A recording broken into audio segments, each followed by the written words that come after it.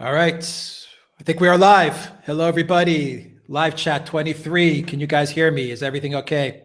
How's the sound? How's everybody out there? Oh, You guys hear me all right? notification. Good. That's All a right. good sign. Good sign. We got a notification. How's everyone doing? If you can hear me, let me know in the live chat. I hope everyone's having a really good Monday and a good start to the week. Let's see. We have people here from Netherlands, from Montreal, Lithuania, Ireland, Venezuela, Perth. All right. Welcome, everybody. Alex, and maybe I can make a suggestion before we get started. Maybe you explain what's going on with our YouTube page. With some of the videos, huh? Yeah. Yeah, guys. We had, I don't know if anyone noticed it, but me and Peter did a couple of videos. Was it on Thursday or Friday? I think Thursday or Friday, but we uploaded it on Friday. Friday. On Friday, we uploaded it, and they were on the channel. One was on Venezuela, and the other one was on Roger Stone, the breaking news on Roger Stone, and we uploaded them to the channel. And all of a sudden, I would say about maybe 5-6 hours in, Peter, when they hit around 10,000 views, they disappeared, not from YouTube, but they disappeared from our channel list. So when you went to our channel, you wouldn't see the videos on the list. If you searched for them, you would see them. They wouldn't come up in your recommended. So even though they were on YouTube, it was really hard to find them. And if you went to our channel page, you would not find them. Now, we know that YouTube was doing some experiments. They recently announced that they're going to be cracking down on quote unquote conspiracy theory type videos. We don't know what that means, but they were doing some testing to the channel. It did affect some of the views. So guys, I've got some ideas as to how we can get notifications out to you guys outside of YouTube, so you guys can get the videos and know that they're up there. Of course, a good way to find the videos, if you don't see them on the channel, we usually post every day. So if you don't see a video going up one day, you don't see it on the channel list, do a search for the Duran. Usually you'll find the videos there. So this is just a heads up. We don't know what's going on, but we're going to keep monitoring it. But then the videos reappeared. They did reappear after 24 hours. Yeah. So YouTube may have been fiddling around with some algorithms, maybe doing some testing on what we don't know, but we do know that they recently rolled out that censorship of conspiracy theory type videos the other day.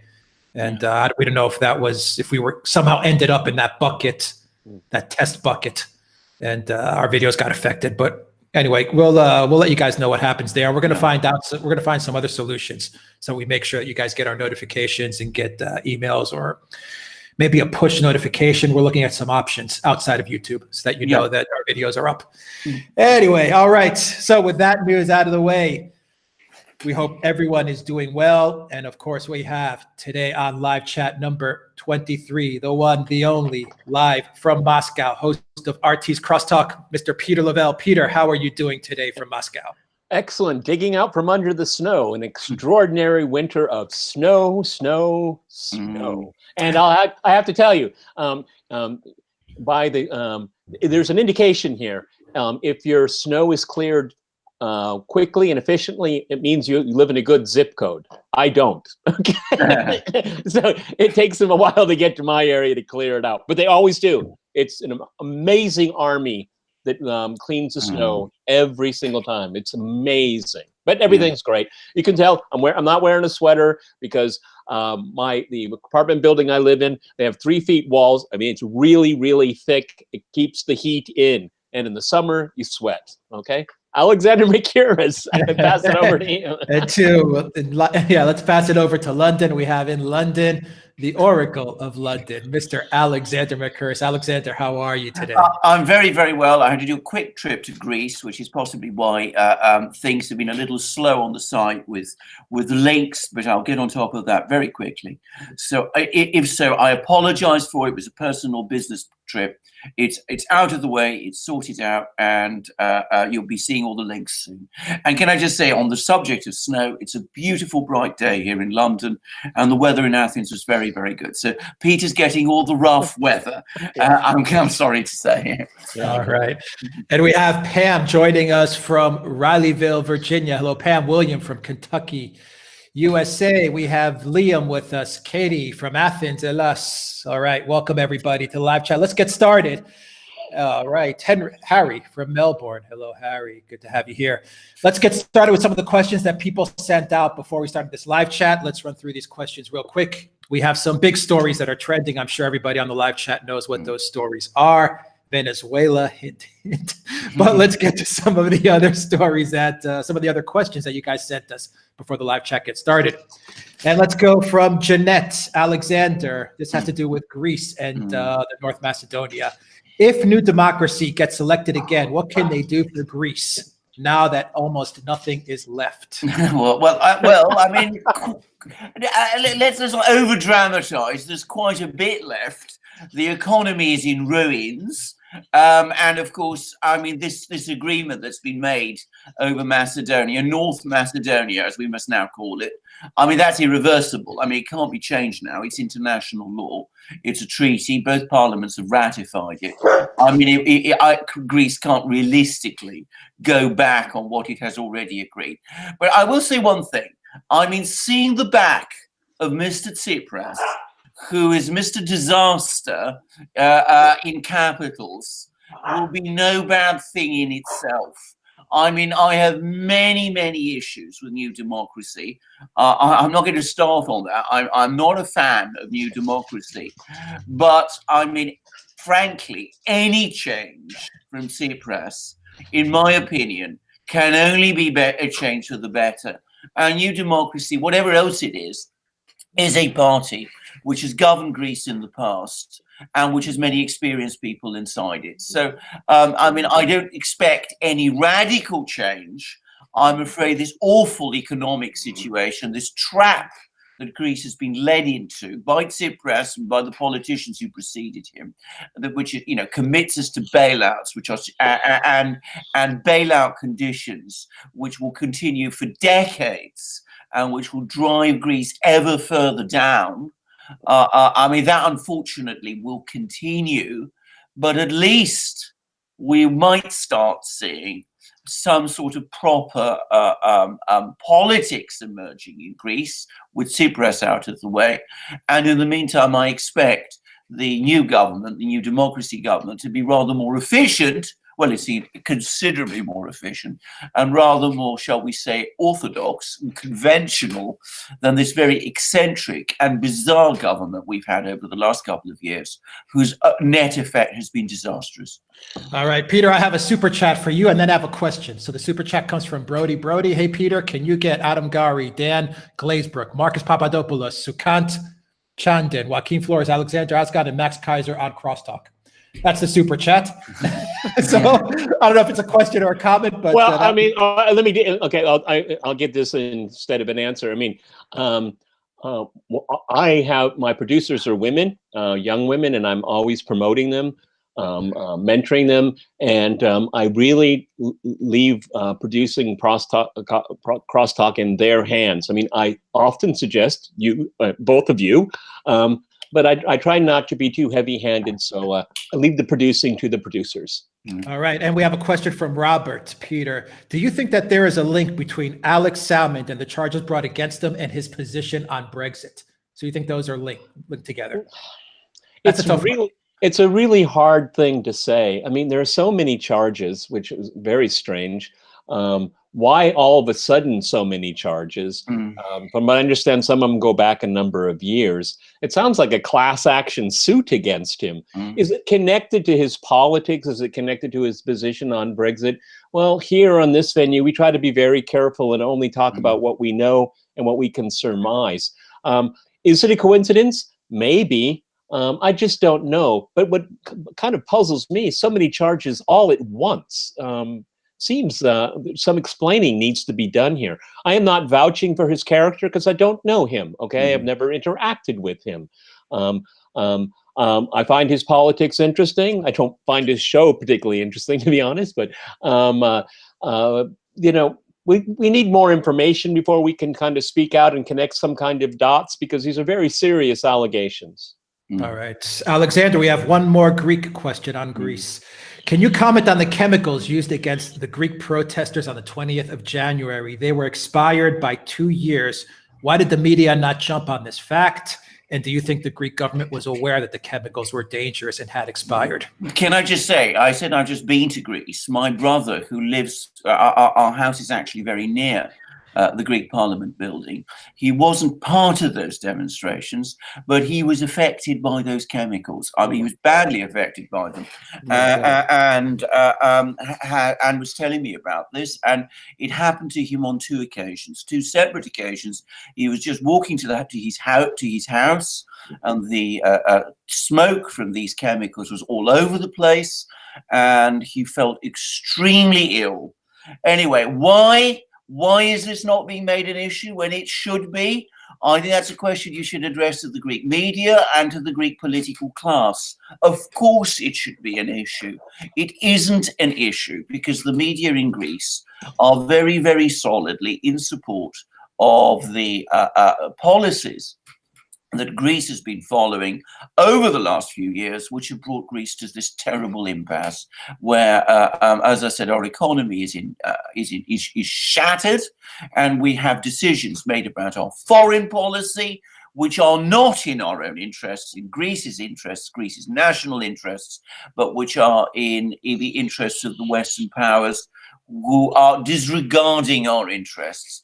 And we see that the reaction of the Greek political class, not just of Mr. Tsipras, but of many other people and of the media, is to do exactly the same as we've seen in other countries, as we saw with Emmanuel Macron in France and with the Yellow Vests, as we see with Roger Stone and the 22 FBI agents, the SWAT team that descended upon him. It is unfortunately to crack down very, very hard. And that is what we saw in Greece, and that is what we saw with these chemicals.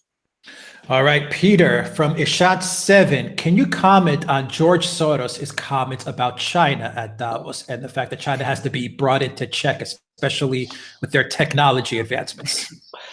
Well, I don't take George Soros very seriously. I do worry about how he spends his money. I don't care what George Soros says about China, to be honest with you. I'm a little surprised the Chinese government reacted. People like Soros, they're people that you see in the rear view mirror, okay? Because their ascendancy is over. This is a makeshift reaction. We see so many of these institutions that were thought to be pillars of stability, and they are not, okay? The European Union, neoliberal economic policy, America's crazy foreign policy on steroids. We're living in an in-between period. The unipolar moment is definitely over, but we're witnessing the coming together of a multipolar moment, and it is still not solidified, and it will take a while still. And this is why this is such a chaotic time. We mentioned Greece. We look the yellow vests. What's going on? Extremely so in Venezuela. This is an amazing realignment, and I don't know where it's going to settle.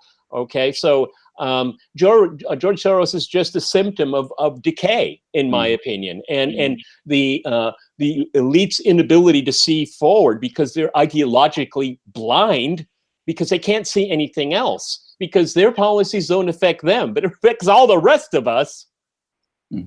All right. Alexander, we have a question from Ballroom of Mars. That's a great name.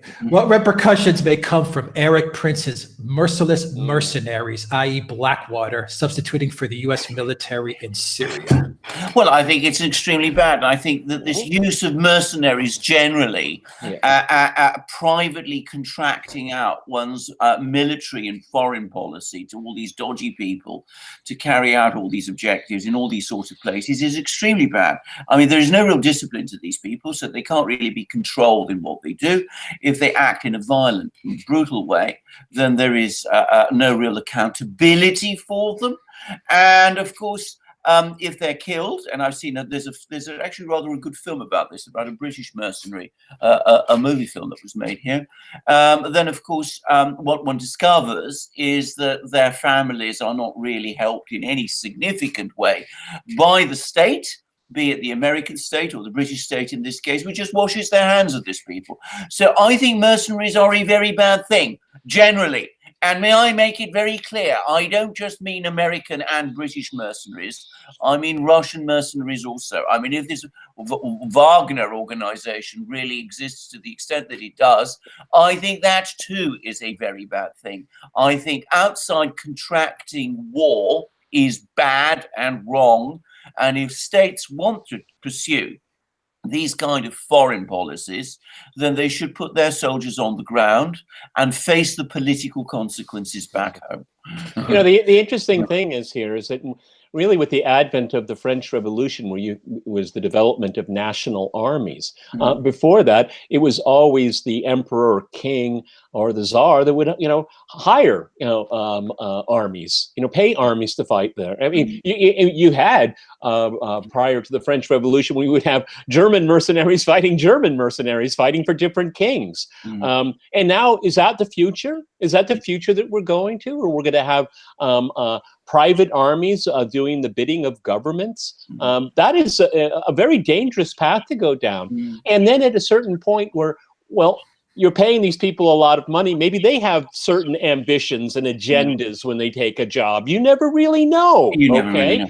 Okay, so because they have no codes of honor, they don't understand, and they will not recognize international law. See, we have international law for a reason, okay? At least it gives a fair playing field to what is right and wrong, what you can do and what you can't do. Now, it doesn't always, it rarely works out, but at least that's a beginning. That's why almost every single podcast we make, I always go back to international law. We're going to be talking about Venezuela. Well, the American media conveniently ignores Article 233 of the Venezuelan Constitution, like they conveniently ignored the Constitution of Ukraine in 2014. And then again, finishing off at the mercenaries. I mean, so some people, if you can afford to have a mercenary, then you can have a foreign policy, and that's what it gets down to. It's a very, very dangerous precedent, and it's a threat to the nation state itself. Can I just add something which follows directly on from what Peter was saying, which of course is also a mechanism for circumventing national parliaments. So in theory, the US government can now send military units made up of mercenaries, private contractors, to places like Syria without seeking authorization from Congress. Got it. Because they will say, this has nothing to do with us. These are people who are in fact private people, and this is not part of the military forces of the United States. This is a very, very bad thing wherever it is happening. And I think people should be very, very outspoken and strong against it. All right, Peter, from Afterglow, how dangerous is the Aachen Treaty for the rest of Europe? Well, it's certainly a threat to France. I mean, Macron giving more sovereignty away. I mean, look, if there's going to be a European army, which is a joke, okay, because the more the Europeans dwell on it, and if there's any adults in the room, they're going to realize Russia is no military threat to them whatsoever, and they really don't need a transnational army. They need basically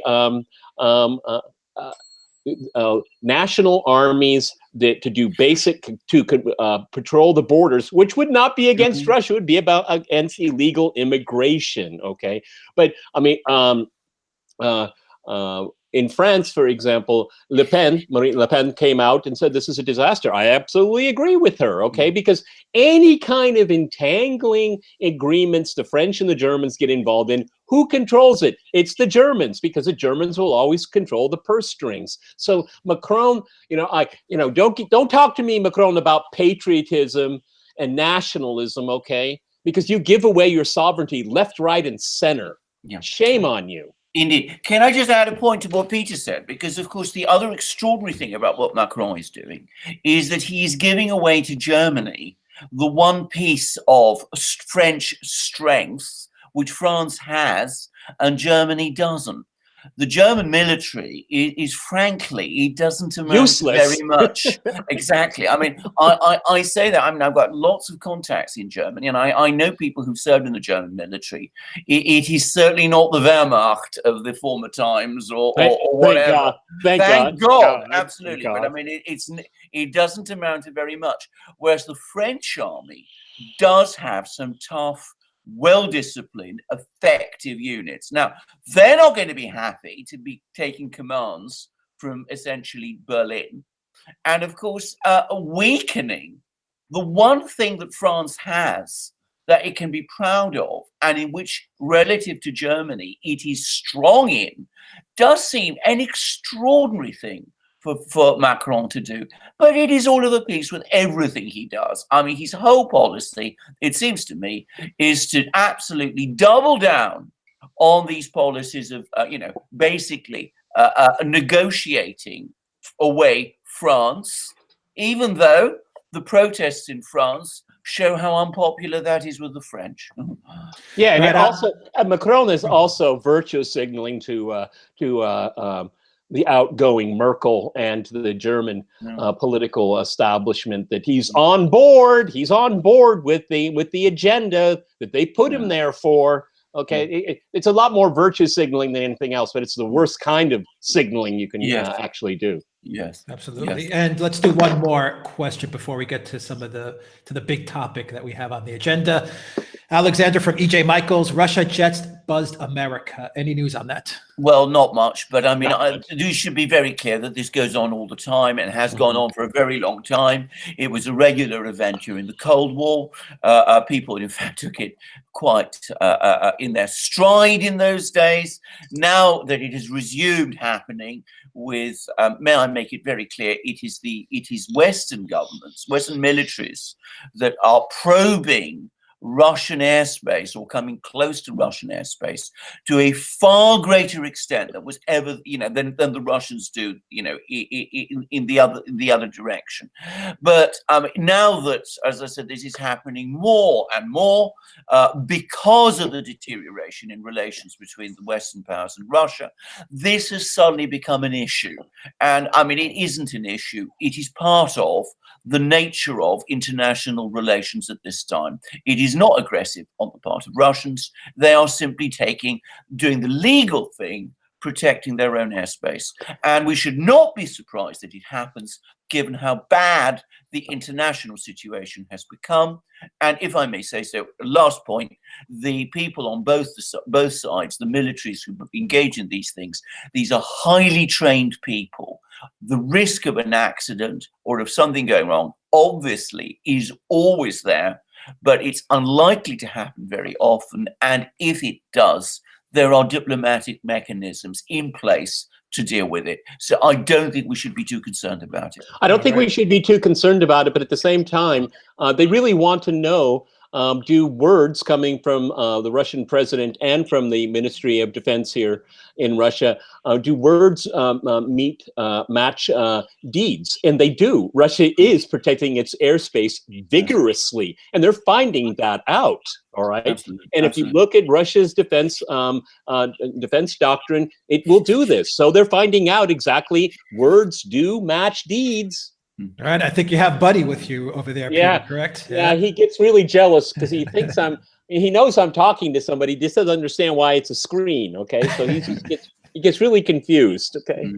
All right, so everyone say hi to Buddy. And Peter, we have a super chat from Pat. What do you think of the pro-Macron rally yesterday?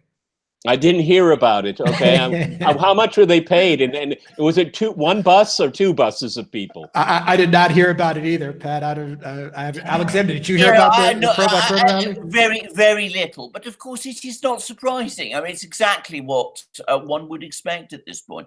I mean, this is not comparable to the protests which are happening against Macron. I mean, the protests which are happening against Macron are spontaneous protests, springing from the grassroots in France, backed by a clear majority, a big majority of the French people. These protests by Macron And we also had a very bizarre letter, by the way, which appeared in the British media the other day, in The Guardian, I think, which was signed off by several intellectuals, not supposedly in support of Macron, but in practice in support of Macron. I mean, all of this bears all the symptoms of a very great deal of orchestration. And I'm afraid it's no more than one would expect of a government that finds itself slipping and which is trying to pretend that it has more support than it really does. You know, having studied French intellectuals of the 1960s and the 1970s, they are some of the stupidest people on the planet. French intellectuals, okay? They're worthless, okay? And they only talk to themselves and they talk down to everybody else. The globalists are running scared. They are running scared. So guys, let's take a moment and let you guys know that you can always go to the Duran shop to pick up a t-shirt to support this channel. That really helps us out, and you can donate to us on PayPal and Patreon. And don't forget to send us your super chats. Every little bit helps us out a lot, and it helps us fight the demonetization that a lot of our videos get. So we appreciate everything you guys do. Remember to click that like button and to share the channel with everybody you know. We have over 700 people now who have joined us for this live chat. So please get the word out about the Duran and let everybody know about what we're doing here and about the great community that we have. And a lot of it is because of you guys. You guys make the community awesome. And the questions are great that we had before the show. And I see during the chat, the questions are really, really good. And let's get to the main topic. All right, Peter, let's talk about that thug, that socialist thug government. This is sarcastic, guys, in Venezuela. Peter, the question, let's kick it off with a question from Lenart, who says, do the U.S. sanctions against Venezuela play a significant role in causing the present economic chaos? Of course it plays an important role, but let's not overestimate it as well. Venezuela's economy was in very big trouble before the sanctions came into play. The sanctions have only made it worse. Recognizing this illegal politician as the interim president breaks all of Brazil's laws, and I would even say international law as well. Venezuela is a very, very complicated country, and there's there's not one single character that comes out with a complete white hat. Okay, I want to say that, and I want to be very frank about it. Okay. I strongly believe that there's been financial and economic mismanagement. This is what happens when you have an oil-rich country. It's called Dutch disease. It makes you lazy. It makes you complacent. It makes you greedy. Nonetheless, it's up to the Venezuelan people to decide how to figure these things out, and not appealing to outside forces like it has been done, which has been patently obvious. Even the AP, I think it wasn't even on NBC, Chuck Todd even asked a usual talking head that doesn't know anything, is just a propagandist, But I think I'm paraphrasing here, said, but these kind of interventions don't really work out very well. And he said, oh, but this one will. Why it will this time, I don't know. This is a very dangerous situation that we're facing right now. I don't want to underestimate it. Trump's decision to recognize this interim president was a cardinal mistake. He may really live to regret it, and I think he probably will. We do know that he likes basically foreign policy presentations in PowerPoint, really quick and dirty, and just make a decision. And I think he will rue the day that he's listened to that boy from Florida, Marco Rubio, such a buffoonish character, really buffoonish. And then, of course, the usual suspects, Mike Pompeo and John Bolton. But we're in a very dangerous situation, because this discontent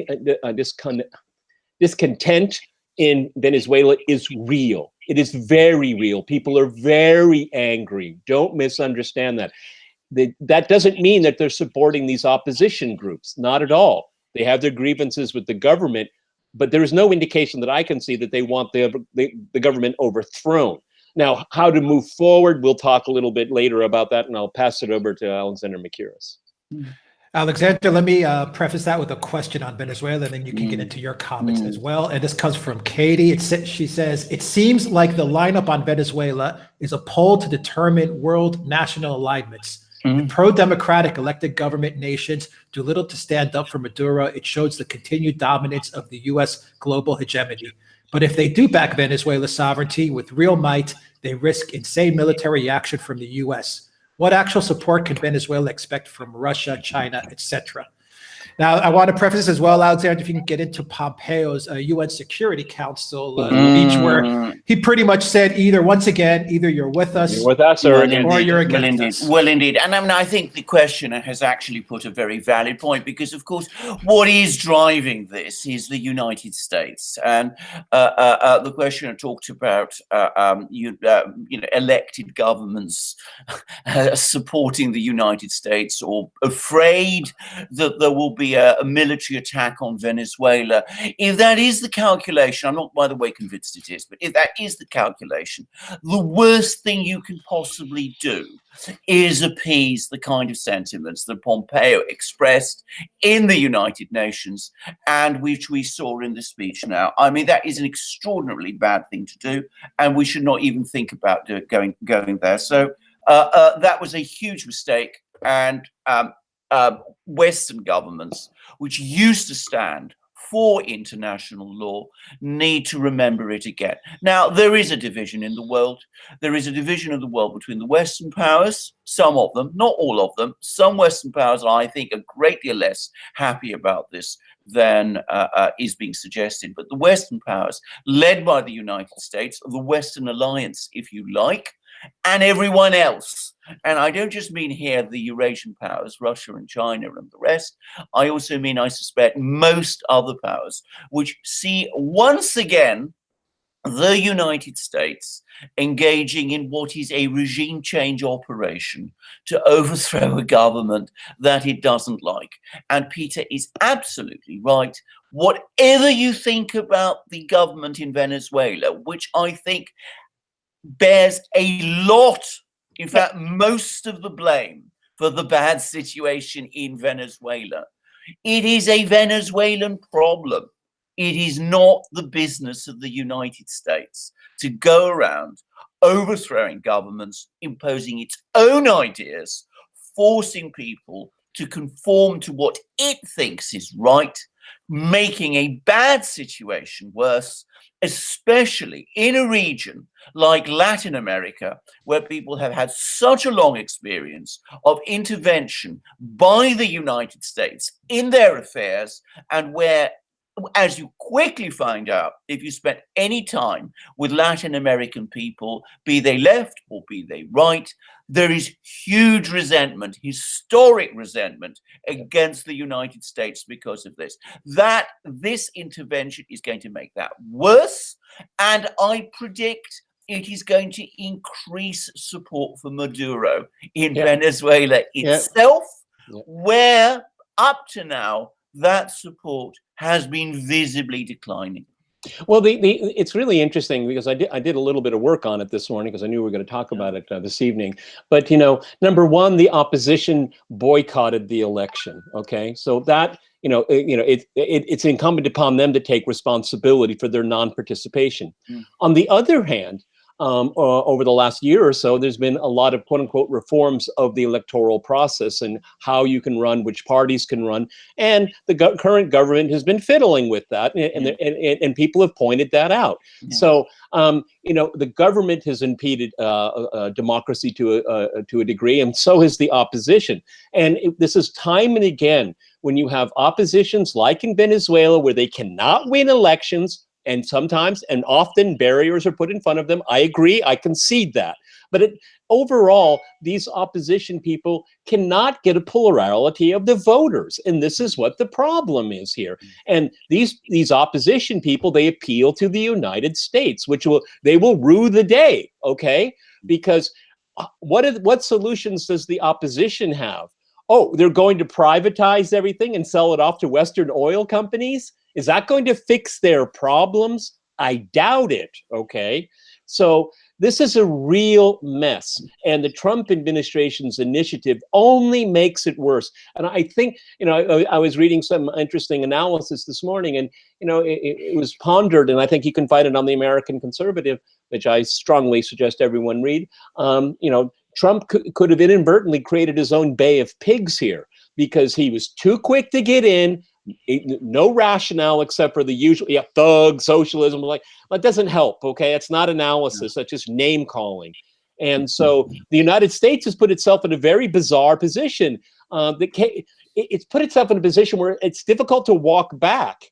And considering the menu of people that we have dealing with this, Marco Rubio of all people, he's apparently running the whole thing. Oh my God! And Elliot Abrams, a war criminal. Okay, I mean, this guy literally, yeah. I mean, this guy is a loon, and you put him in charge.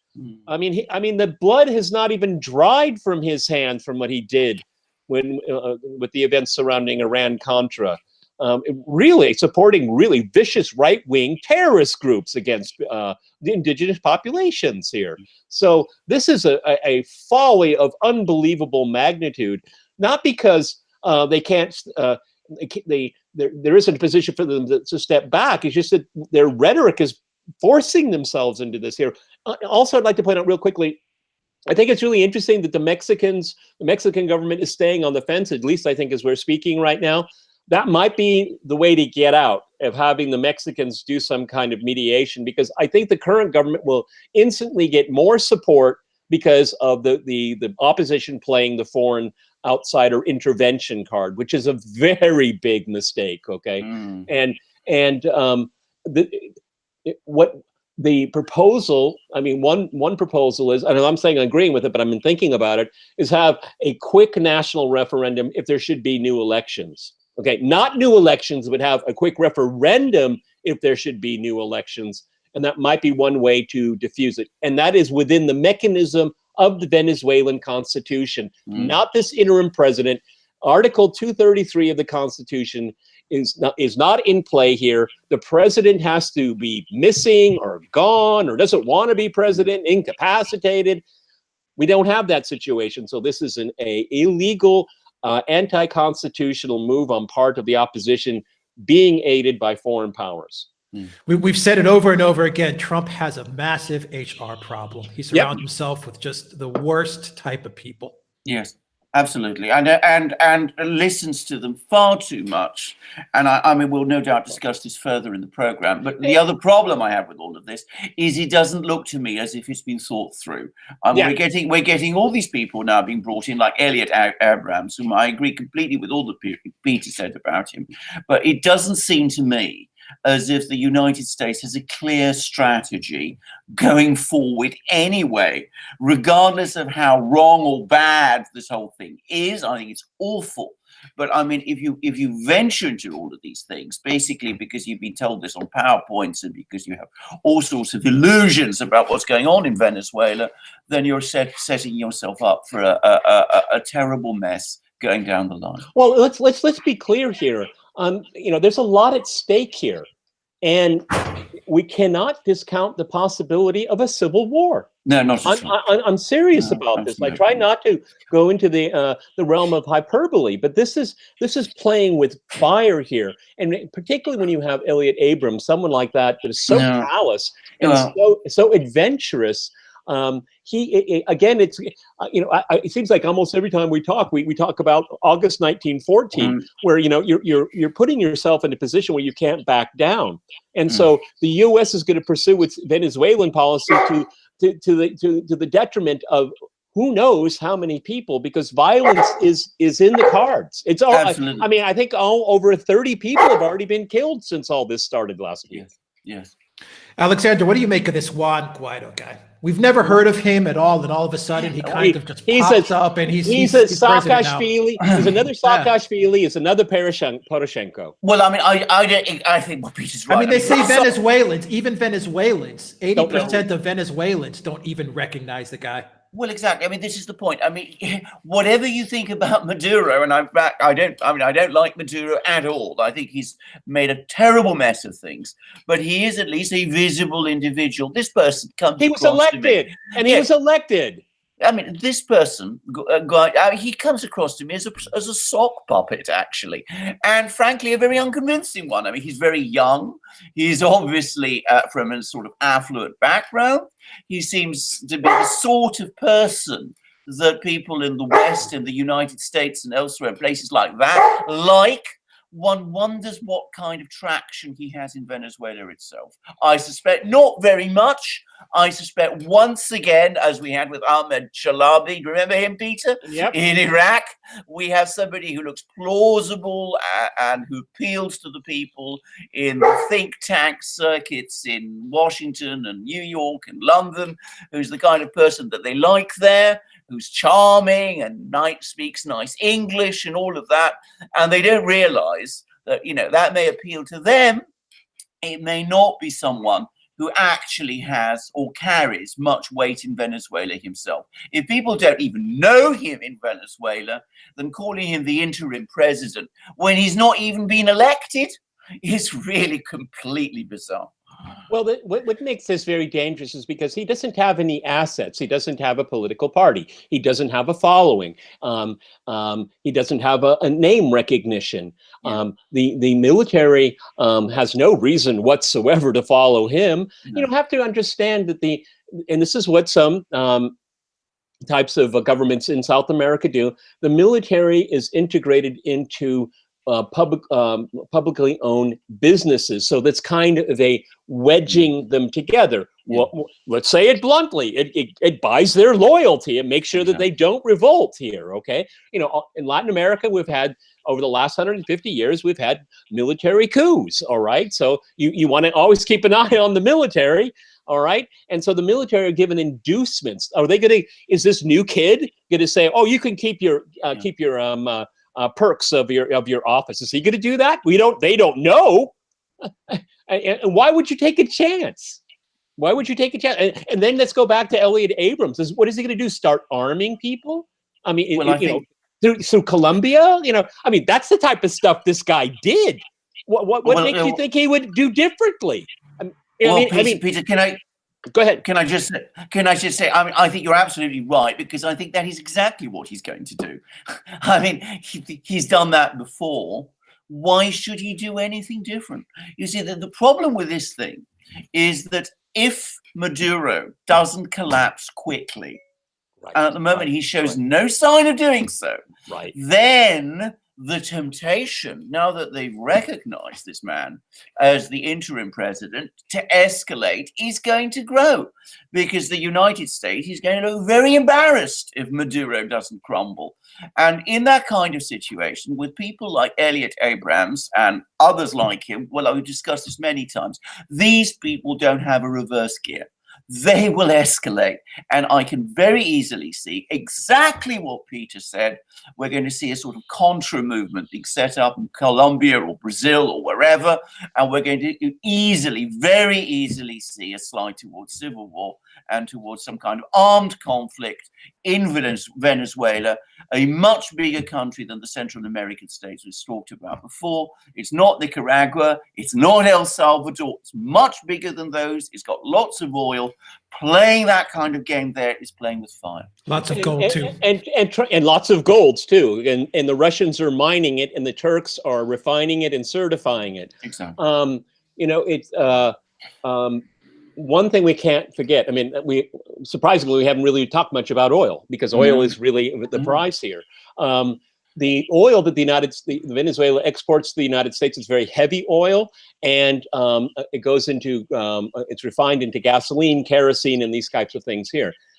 There are very specific refineries that refine Venezuelan oil. So if there's a blockade on that, those refineries are going to have to find substitutes, probably going to be more expensive because of their refining technology. It's very specific to very heavy Venezuelan oil. And inevitably, the prices of gasoline and kerosene will go up. Do you think the Trump base is going to like that? Okay, look what the yellow vest did. Okay, do you think they're going to want to? A lot of these lower middle class people have to drive a lot to work, to two jobs. Okay, you need to be on your four wheels, and gasoline prices are very important to your budget. Trump, again, did they have that on the PowerPoint presentation? It has an impact domestically, and going into the 2020 election cycle, it's something that the Trump administration, particularly President Trump, should be thinking about. Have they thought it through? Alexander Mercouris is absolutely right. It looks like, it's three parts. Try to overthrow the government, do a Hail Mary, and wait for the outcome. That's not the way you run foreign policy, but that's what the U.S. has been doing since the end of the Cold War. Alexander, we have a question from Liam. Do you think that Modi's denouncing the coup will have any implications? Yes, I think it will, because, of course, the United States has been heavily trying to forge this relationship with India. I've never fully believed in that, by the way, because I've always thought that the Indians want to pursue an independent foreign policy. But let us not forget, India is the world's biggest democracy. People always forget this. They always talk about the United States being the world's biggest democracy. India is the world's biggest democracy. India is an important emerging power. It is the power which, though a member of the BRICS, has historically had a tricky relationship with China and has to some extent tilted towards the United States. Events over the last couple of months have been making the Modi government in India, which, may I make it clear, is about as pro-American government as it is possible for India to have. I mean, you're not going to get a more pro-American government than this. It is now busy reassessing its policies. It was not happy to see the way the United States imposed sanctions on Iran. It was not happy with U.S. policies towards Pakistan, and the way the United States has recently been forging closer links with Pakistan again. And it is very, very unhappy indeed to see these kind of changes in Venezuela, these regime change maneuvers in Venezuela, which are going to be extremely badly received in Indian opinion. And it is impossible to see how this can have any other effect than to start influencing Indian opinion back towards its alignment with the Eurasian powers, with Russia and China through the BRICS. So to the extent that India is a sort of pivot, I mean, the United States is pushing that pivot in Moscow and Beijing's favor. I think, let me just finish up there, because I think it's really interesting, because I think 2019 is going to be a very interesting year in Indian foreign policy, because they're watching this quote unquote trade war with the United States and China. They want to see how that's going to work out. They see also the growing, all but in word, alliance between Russia and China. The U.S.-Pakistani relationship is very tricky, very tricky. And I think the Chinese, in looking at Venezuela, is maybe taking a break, taking a breath, and trying to reassess, because what's going on in the world, folks, is amazing. A lot is happening simultaneously.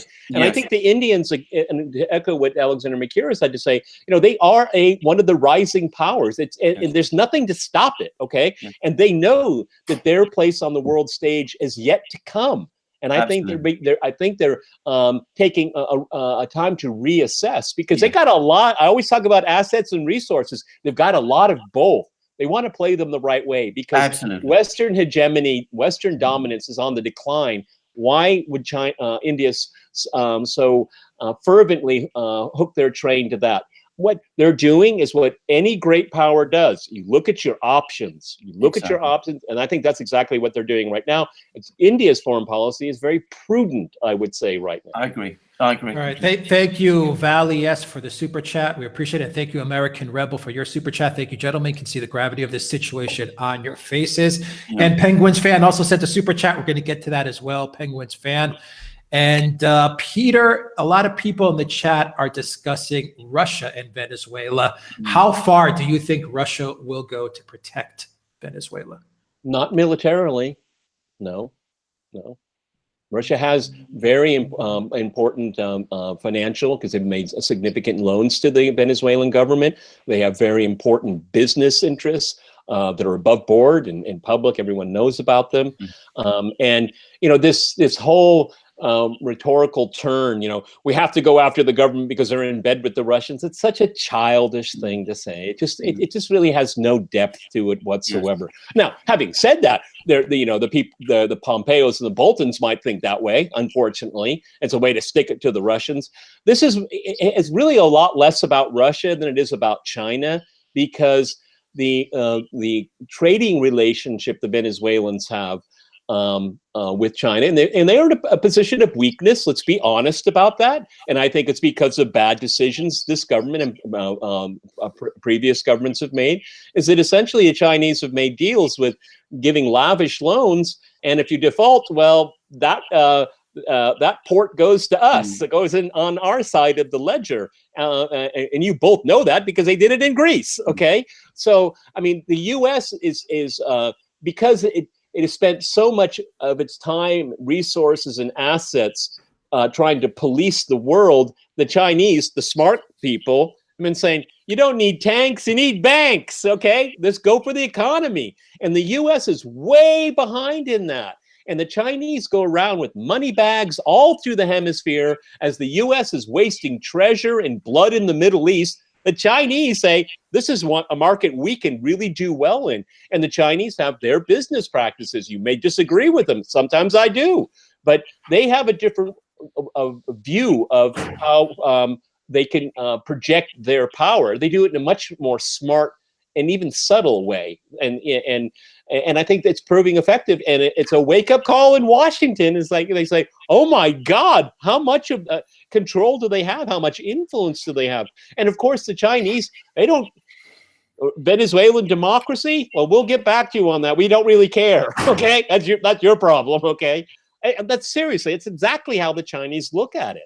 They're not going to put out a communique worrying about if the government is, if its electoral machines are in order. I mean, like the U.S. does, but the Chinese don't do that. So this is more of a gambit. The U.S., from a geopolitical point of view, the U.S. is looking more at China. They throw in Russia because, well, Russia's the boogeyman of the world, so they just put it in. It's like F3 on your computer. It's hit it and pops up. Okay, so it's a lot less about Russia. Of course, they would like to take the trading deals that Russia has with the Venezuelan government to take it away, and they'd like to have their own companies do it, okay? So that's really the Russian angle. But let me be very specific with you here. If the Venezuelan government asked for assistance in the realm of the military, and equipment possibly, those kinds of things, bringing in battalions and battalions of Russian troops into Venezuela, Never. In fact, can I just add that the Russian government has categorically denied the reports you were seeing a few days ago. Yeah, I saw that too. Yeah. That Russian mercenaries had been sent to Venezuela. I mean, there is no, I didn't believe it. I'm sure Peter didn't believe it, and it isn't true. The report that they sent the mercenaries to protect Maduro. Exactly. They've categorically denied it. They don't need that. They don't need it. All right, because that story was all over the media. Yes. Alexander, we have a super chat from Luke, and I'm going to ask you another question on Venezuela as well. Luke wants to know, going back to India, has India really gotten rid of their nukes?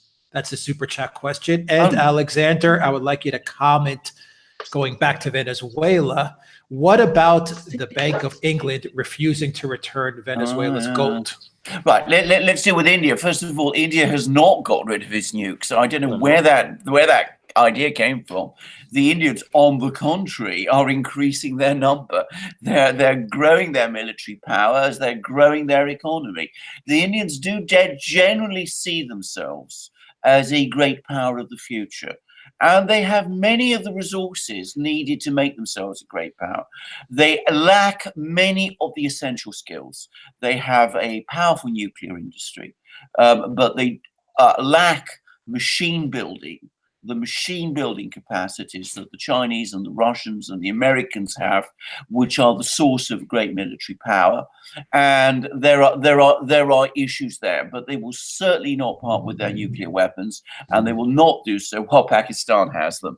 So I mean that just isn't going to happen. And one other thing here about India, they have the brain power. They have enormous. They have they have a great HR balance sheet. Okay, indeed. Alex, you saw that in Silicon Valley. Okay, absolutely. I mean they've got the brain power. They got to put that all together, but they will, and I'm convinced they will. Absolutely. And it will be, and I would say a force for good in the world. Absolutely, and some formidable diplomats as well, as Alex, who comes from a diplomatic family, will confirm. And you only have to look at MS Badra Kumar, who is one of the people we link listen to regularly to see how talented they are.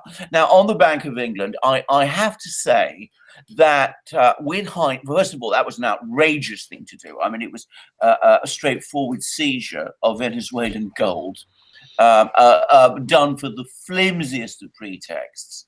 But with hindsight, I have to say that that action looks to me increasingly now as if it was coordinated with the US, and it was one of those steps which led to the declaration of, this declaration of support for this interim president that we're seeing now. So in other words, the straws were there in the wind for some time that some kind of regime change operation with respect to Venezuela was underway.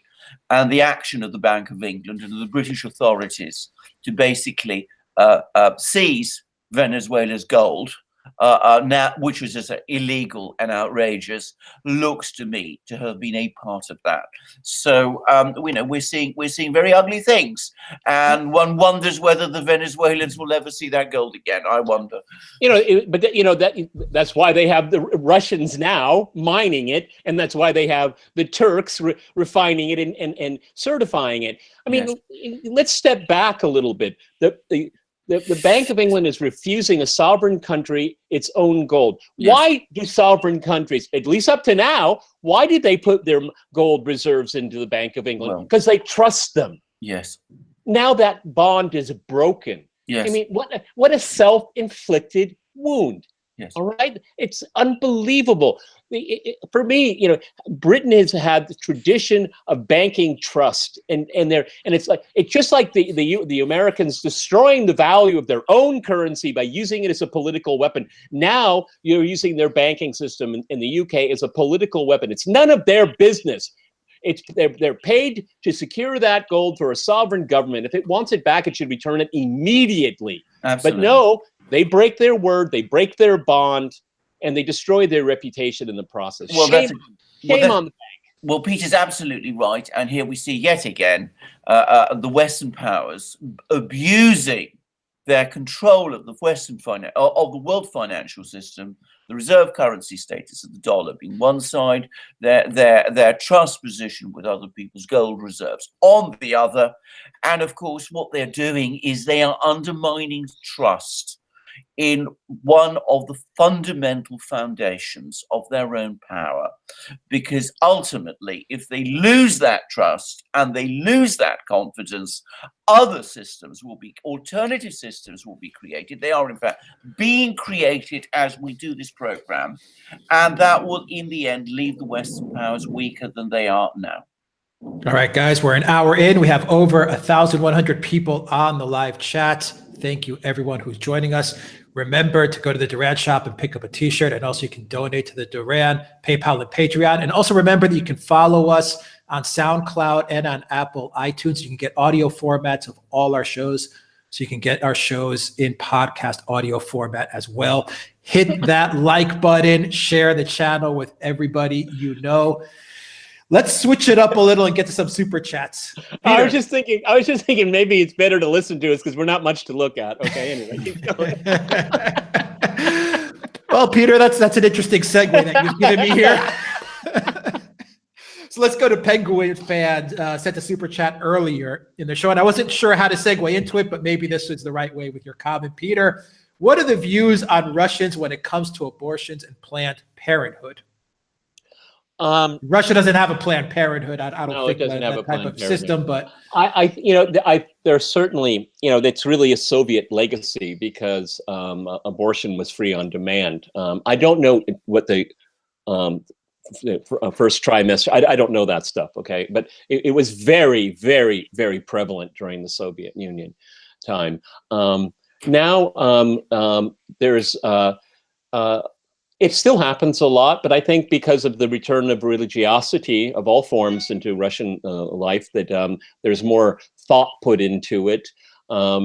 It's not something that's really, at least, I've been here for 21 years. It's not something that's hotly debated. I think there's a recognition that it's wrong, that it is immoral. And as the moral fabric of of Russian society recovers from the Soviet catastrophe, because I think that's what it was morally, social attitudes are very much frowned upon, but it still happens. And but there is no Planned Parenthood, and it's not a politicized issue. Okay, not that I have ever heard it talked about. As a matter of fact, I've heard in 21 years, it's been very little talk about it around me. Maybe it's because people don't want to talk to me about it. I don't know. But abortion is still here. But it doesn't have a booster like Planned Parenthood, or that absolutely. De Blasio, I don't even have words. You know, I mean, you can have an abortion in the state of New York up to the moment. Yeah. Right Andrew up Cuomo, until the moment. Andrew Cuomo, yeah. Cuomo, excuse me. Yeah. Well, both of them anyway. Both okay. of them, yeah. Well, you know, that really shows the level of sickness of Western civilization. Yeah. Okay. It really is, and I think it's terrifying that life has been so devalued.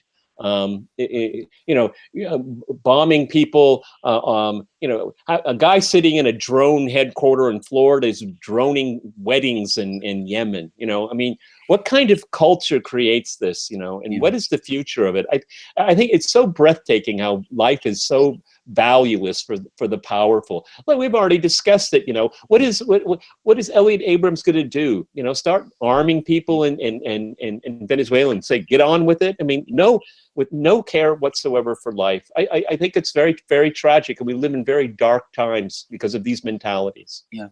Can I just quickly add something about Russian family policies, which is, of course, that the Russian government actively promotes childbirth. I mean, it wants...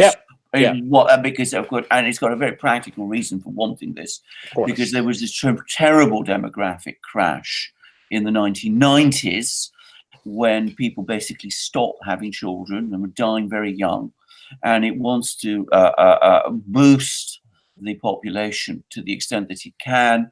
And in fact, the birth rate in Russia has significantly improved. I mean, when I first went to Russia in the 1990s, you didn't see many children. It's absolutely true. Now you do. Now you see many, many more children than you did. You know, one of the interesting things, I think I've said this before, all through Moscow, they have these mega malls. I mean, Atrium, where we have lunch when you're in town, really big, modern, super nice, and there's always one floor of these mega malls devoted to mother and child. Okay. Because everywhere you go, Alexander Mercouris hit the nail on the head. And then when I moved here in the 1990s, you didn't see very many children. Now they're everywhere. Okay. They're everywhere. And when you look at public social life, I don't care what season of the year it is, it's always focused on children. The playgrounds, the merry-go-rounds, the clowns. They're everywhere, particularly around a Red Square, at Ploshchad Revoluции, the Square of Revolution. You can spend the whole day there and not get bored because there's so many things to do. I've never seen that in a Western city. I've been gone a long time, but I've never seen it in a Western city. So they're very pro-family, absolutely pro-family. And the labor laws are very pro-family too. Women have 3 years of paid maternity leave, 3 years, and in some cases they can extend it. And if you have a second child right afterwards, you get another 3 years, and your job is guaranteed. No one can take it away from you. It's sacrosanct. Okay, I know because I'm getting old, and I've gone through producers and editors that have, gotten married, have children, and there's always that spot has to be saved because she might want to come back, and she has the right to do it. And people, it's just a commonly accepted, never questioned. That's a right of a woman if she wants to come back into the workforce, and it's honored. Right. Alexander, a question from Enrico, super chats. Good job, guys. Nord Stream 2, will it be completed? My opinion, there's no way for the U.S. to stop it other than blowing up the pipeline. Well, I hope it doesn't come to that. I do too. With some people in Washington, one wonders sometimes. But having said that, I think it will be completed. I think that the German government is very committed to it. Yeah. I think the German business community is extremely committed to it. I think the Russians will just go on building it, whatever happens with the Germans, and I think it will be completed. The US is pulling out all the stops to prevent it. and they've been making threats to German companies to sanction them. I think that is an extremely bad idea. I think it will go down extremely badly in Germany if they start going down that road. And so far they haven't done it. And I rather suspect that in the end that's going to prove to be a bluff, and a bluff which is going to be called. So like our questioner, I think Nord Stream 2 will be completed, and I suspect it will be completed on time. And sometime around next year, we're going to see the gas starting to flow. Agreed. All right, Peter, we have a good question from Licardo. Did Hillary Clinton purposely cripple the U.S. capacity to engage in diplomacy with Russia? Did she do it on purpose? Oh, Hillary. She may be running again. She may be running again. Yeah, I mean, I think obviously Russia was seen as an adversary. Okay, obviously, I think that that's true. I just don't want to give her so much credit for being a geopolitical thinker. That's all. Okay. We know from WikiLeaks that, you know, we have to take out Assad for Israel. I mean, I'm paraphrasing, of course, but I mean, you know, her geopolitical views were very limited and circumstantial at the moment, with the exception of the during the time that she was Secretary of State. It was very, very clear that Ukraine had to be flipped, and that's why it was given to the deadly hands of Victoria Nuland. They were working on regime change there during the time that Hillary Clinton was Secretary of State. She had no foreign policy vision. It was just a resume line for her to run for the presidency. So, and we know Benghazi, that whole fiasco where she couldn't tell the truth, you know, twice in a row. Okay. So, I mean, her time as Secretary of State was just pure incompetence. John Kerry was no better. Okay. As a matter of fact, the United States doesn't need a Secretary of State. You have, you know, two offices essentially make up the Ministry of War, the Pentagon and the State Department. There's no statecraft left. It's gone. They don't need it. They don't want it, because negotiation and diplomacy means that you have to have a modicum of respect for your interlocutor. The United States will not do that. Everyone must be crushed, and then you must do what you're told. We're talking about Nord Stream 2. The Germans will weather this out, because at the end of the day, Germany knows that it is the primary country in Europe to secure Europe's energy security, and it takes it very seriously. That is just not for Germany. There's an entire web of terminals of gas pipes that will be going all through the continent, and it's very, very important that happens. Why? Because you can't trust the Ukrainians, okay? That's how we got to this situation. They have made Europe's energy situation a mess, okay? But, you know, when you're in Washington, you don't think about it in those terms, okay? They want the markets. They want to steal the markets for themselves and make the Europeans pay for very expensive liquefied natural gas, okay? This is a political gambit here, and it's not going to work. All right, Luke, thank you for your super chat. Hit that like button. Yes, hit that like button, everybody. From Valley S, Alexander, what's the name of your dog? And then I've got another question for you, Alexander. I actually have two. I have two dogs. So they're both golden retrievers. One is Solveig, who's a girl. She's 4. Solveig is Norwegian, and it means the daughter of the sun. And the other is Mishkin, who is a brother, who's the dog you actually see. He's the bigger dog. He's the one who comes and licks my ear. And you see him quite often. The TV star. Yeah, his name is Russian, and it means little mouse. Now, I should explain that these names were actually picked for them by my wife, who teaches literature, and they're both characters from literature. One from Peer Gynt by Henrik Ibsen, and the other from Dostoevsky. Prince Mishkin in Dostoevsky is this person who is very, very pure and very, very good, and that describes exactly the nature of my dog. All right. So P. Ward, thank you for when he's not barking. When he's not barking. or invading your camera space. Or invading my camera space. Often, yes. P. Ward says in the super chat, India is the world's biggest true democracy because the U.S. chiefs progressive candidates all over the globe and installs right-wing dictators. Do not listen to the lies. Pay attention to the facts. Peter, I put up a video today that I found interesting. Debbie Wasserman Schultz putting out a video urging everybody to support the coup in Venezuela with Maduro. What do you make of Debbie Wasserman Schultz weighing in on Venezuelan democracy? And Jill Stein commented about it too. She crushed it on Twitter. It's perfect because this is where Saturday Night Live now is more believable than American politics. Okay, what a farce! I mean, this is one of the most corrupt members of Congress, and she, because she's from Florida, or she represents Florida, along with Marco Rubio. Okay, this Napoleonic wannabe figure. Okay, so you have Marco Rubio, Debbie Wasserman Schultz. I mean, who else do you want to throw into the mix here? Okay, I don't know. Maybe a retired rock star. Okay. Oh, why don't you have Bono, that hypocrite? Why don't he join the cause too? Don't worry, because he's taxed in like the Isle of Man or something like that. Okay, so it'll never affect him. Okay, all of these people are it's the Peter principle. I mean, they're advancing to the highest level of their incompetence. Okay, this is such a farcical circus. All right.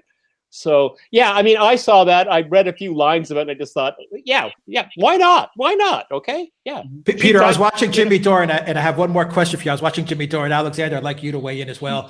Jimmy Dore was making the comment. This was a very clever comment. The left is saying that if you support Maduro is a Putin puppet, and then you support Russia. Meanwhile, you have Trump, who's a Putin puppet, supporting the coup in Venezuela. So, Peter, how do you not be a Putin puppet when it comes to Venezuela? No, just, but see, all of, okay, Trump's foreign policy when it comes to Russia because of the people around him and their new and improved policy towards Venezuela, it is full of inherent contradictions from beginning to end. It doesn't make any sense. No. What it is a bid for maintaining or attempt to return to hegemony. Because, like we said earlier in this program here, I mean, outside forces are inviting China, inviting Russia in because they're considered to be reasonable partners. The United States repeatedly, and particularly in the Western Hemisphere the last 150 years, has not shown to ever keep its word. It breaks treaties, it breaks international law, and it still thinks it's in a position to call the shots. In Venezuela, we will find out a very different outcome. We just, all of us watching here, just pray to God it's not violent. Alexander. Well, I think Jimmy Dore hit the nail on the head because, I mean, here we have yet again the total nonsense that's spewing out of people in America. I mean, on the one hand, they present Putin as this, arch leader of the alt-right, the person who's, supports right-wing people like supposedly Donald Trump is and white supremacists and all these sort of people. And so that's what the left says about him. At the same time, the right says that Maduro is the socialist, and the people on the left say, well, this is the socialist who Putin supports. I mean, the whole thing is just nonsense. It's a tangle. It is an absolute and ludicrous mess. The one thing Putin and Maduro have in common, the only thing they have in common, is that they lead governments that the United States wants to see gone. They can't do much about Putin because Russia is so powerful. They're trying to do something about Maduro. And it's very interesting to see that right across the political spectrum in the United States, left and right, not everybody on the left, not everybody on the right, especially on the right, there are lots of people, Ron Paul, the American conservative, those sorts of people, strongly oppose this thing. But, most of the political spectrum is united behind this. And they come up to justify this with any conceivable label that they can. No, but see, the point we're trying to prove here is that it is not about ideology. Ideology is used as an excuse from the left and the right to back this policy. So there's no real ideological foundation for this. It is about power and the ability to get your way. So, I mean, you have dictators like in Saudi Arabia and all through the Gulf, okay? They never talk about, you know, if it's morally right or wrong or all that. No, it's about politics, about power, okay? And so Alexander Mercouris is absolutely right. You know, take Venezuela and take Russia. They have nothing really in common, but you could, through your facile ideological blinders, you can find a connection, but it's false, and it's ridiculous, and it's patently stupid on its face. Peter from Vincent. Peter, do you believe in a national healthcare system? Oh, you know, everyone knows I'm a very loyal viewer of Tucker Carlson, so I watch the American medical debate go on, and I'll probably horrify some people with what I'm about to say. I think that at some point there will be some form, or should be some form, of single payer. I don't know how. It's not my area of expertise. I watch Tucker and a few other shows that talk about it, but I've never really delved into it. I have great healthcare. I live in Russia, okay? So I don't really think about healthcare a lot. But I think the American system is so very expensive, it bankrupts the middle class, then there's something wrong with it. There's something wrong with it, okay? And obviously, the pharmaceuticals industries, they write a lot of American medical law. That is wrong, because I don't believe that it should be profits first. It should be people first, but without bankrupting a country. Okay, Alexander Mercouris, you have your national health. Oh, indeed. Yeah, and I mean, so I'm saying I don't. I'm going to be really intellectually honest with the questioner. I don't know enough about it, but my experience growing up in America is that everyone, if you didn't have insurance, you were terrified, because it can destroy your entire life. And I'm talking about really simple things like broken arms and things like that, where people have to pay an enormous amount of money. And a lot of people don't have that kind of money right now. So at some point, some kind of single payer, but I don't know how that would be. That's not really my cup of tea. Alexander, we have a super chat from Afterglow. Alexander, can you explain the complicated British Constitution, Magna Carta, etc., and how it affects Brexit? And do that all in a couple of minutes. Yeah, I'm gonna get some water. I'll be right back. Keep going, guys. All right. What a massive question. Well, I mean, first of all, the thing to understand about Britain is that it doesn't have a written constitution. What we have is what Britain is a monarchy. And I think that's the key point to understand about it. Britain is a monarchy, a medieval monarchy, to which certain things are attached. So at some point they decided that they were going to have a parliament initially to advise the king, then to help the king legislate. Magna Carta is part of the British Constitution in the sense that it is a sequence of laws that the barons, the English aristocracy, forced the king to accept. Most of it is no longer in legal force, but there is one provision which is, and it's a very important one, and it's one we tend to overlook increasingly in Britain, which says that the king, that is to say the government, the state, will punish no sort of person, no person at all, except via due process through a trial where they're judged by their peers. So that is one of the most important provisions, because that establishes the rule of law. Now, Brexit. The point to understand about Brexit is that we are faced in Britain with many problems around Brexit with our constitution, because our constitution is so unclear about this. First of all, there was no mechanism historically for referendums. But referendums were introduced in 1975, and we now have them. Secondly, because Parliament has evolved organically, there's no actual law that creates Parliament. There's no constitution that creates Parliament. Its exact procedures are very unclear. And there is a book called Erskine May, for those who are interested in this kind of thing, which sets out all the various rules about it. And there's a clerk of the rules in the House of Commons who advises the Speaker on what Erskine May says, and the Speaker then makes that decision. But the essential thing to understand about Brexit, I think that this is the key point to understand about Brexit, is put aside all these arcane rules. Don't worry too much about the Constitution and the constitutional implications of it. Look at what British law says. There is a British law passed overwhelmingly by the British Parliament, which says that on the 29th of March, Britain will leave the European Union. Now, in order for that law to be set aside, there would have to be a new law. It would have to be repealed by Act of Parliament. Now, there are all sorts of complicated maneuvers underway to try to achieve that. I am not convinced that any of them do. And in the absence of any Act of Parliament, and in the absence of any constitution, any written constitution, which would allow some way to challenge that leaving of, that date through the courts, it seems to me that unless Theresa May herself flips, which is entirely possible, Britain will leave the European Union on the 29th of March. So it really depends very much on what the Prime Minister and the government do.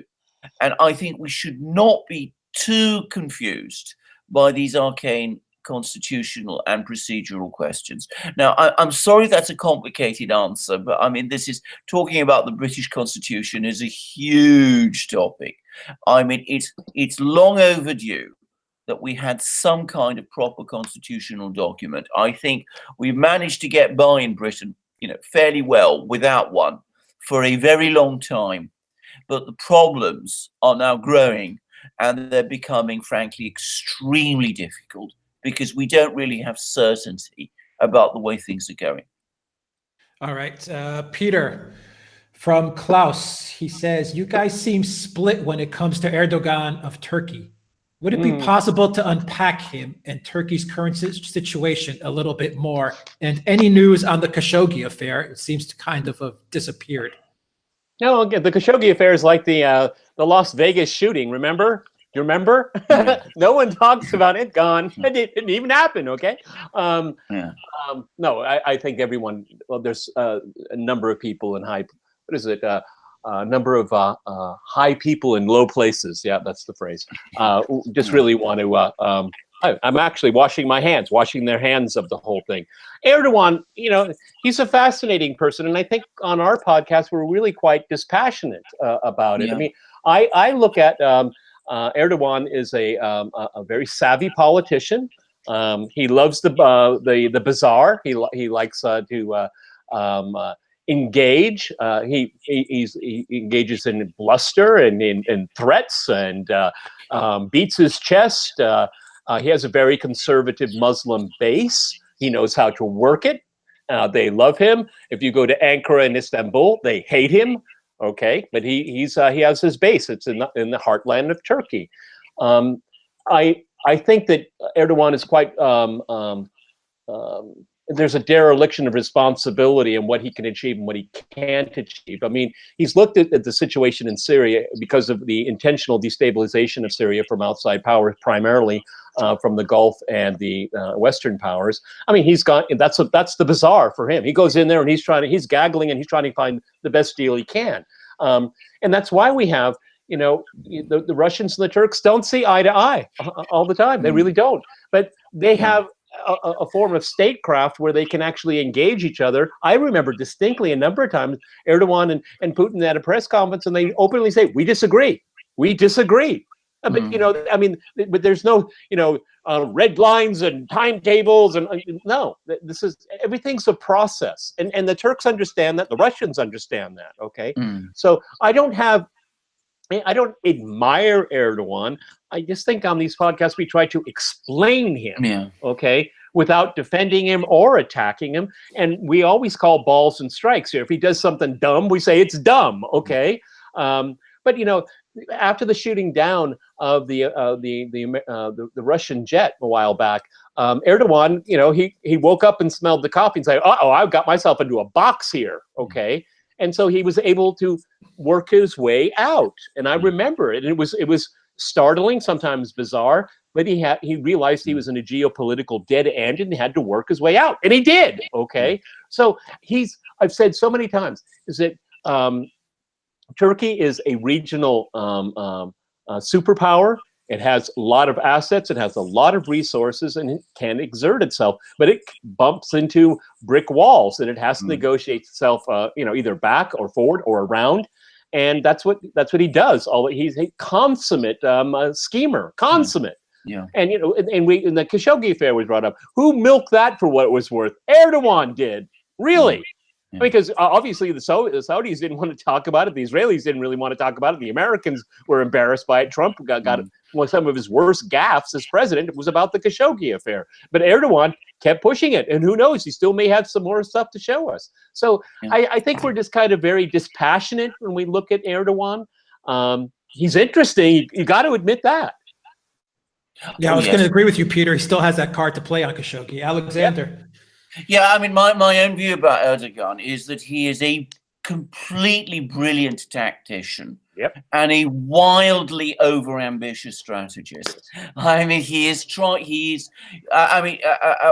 mean, talking about his tactics, I mean, his ability to retreat at moments of great difficulty is really remarkable and is a tribute to his skill. I mean, he did it over the shoot down of the Russian jet. He did it recently with this American pastor, that he never ever takes himself to the point where he is in real jeopardy because he won't back down.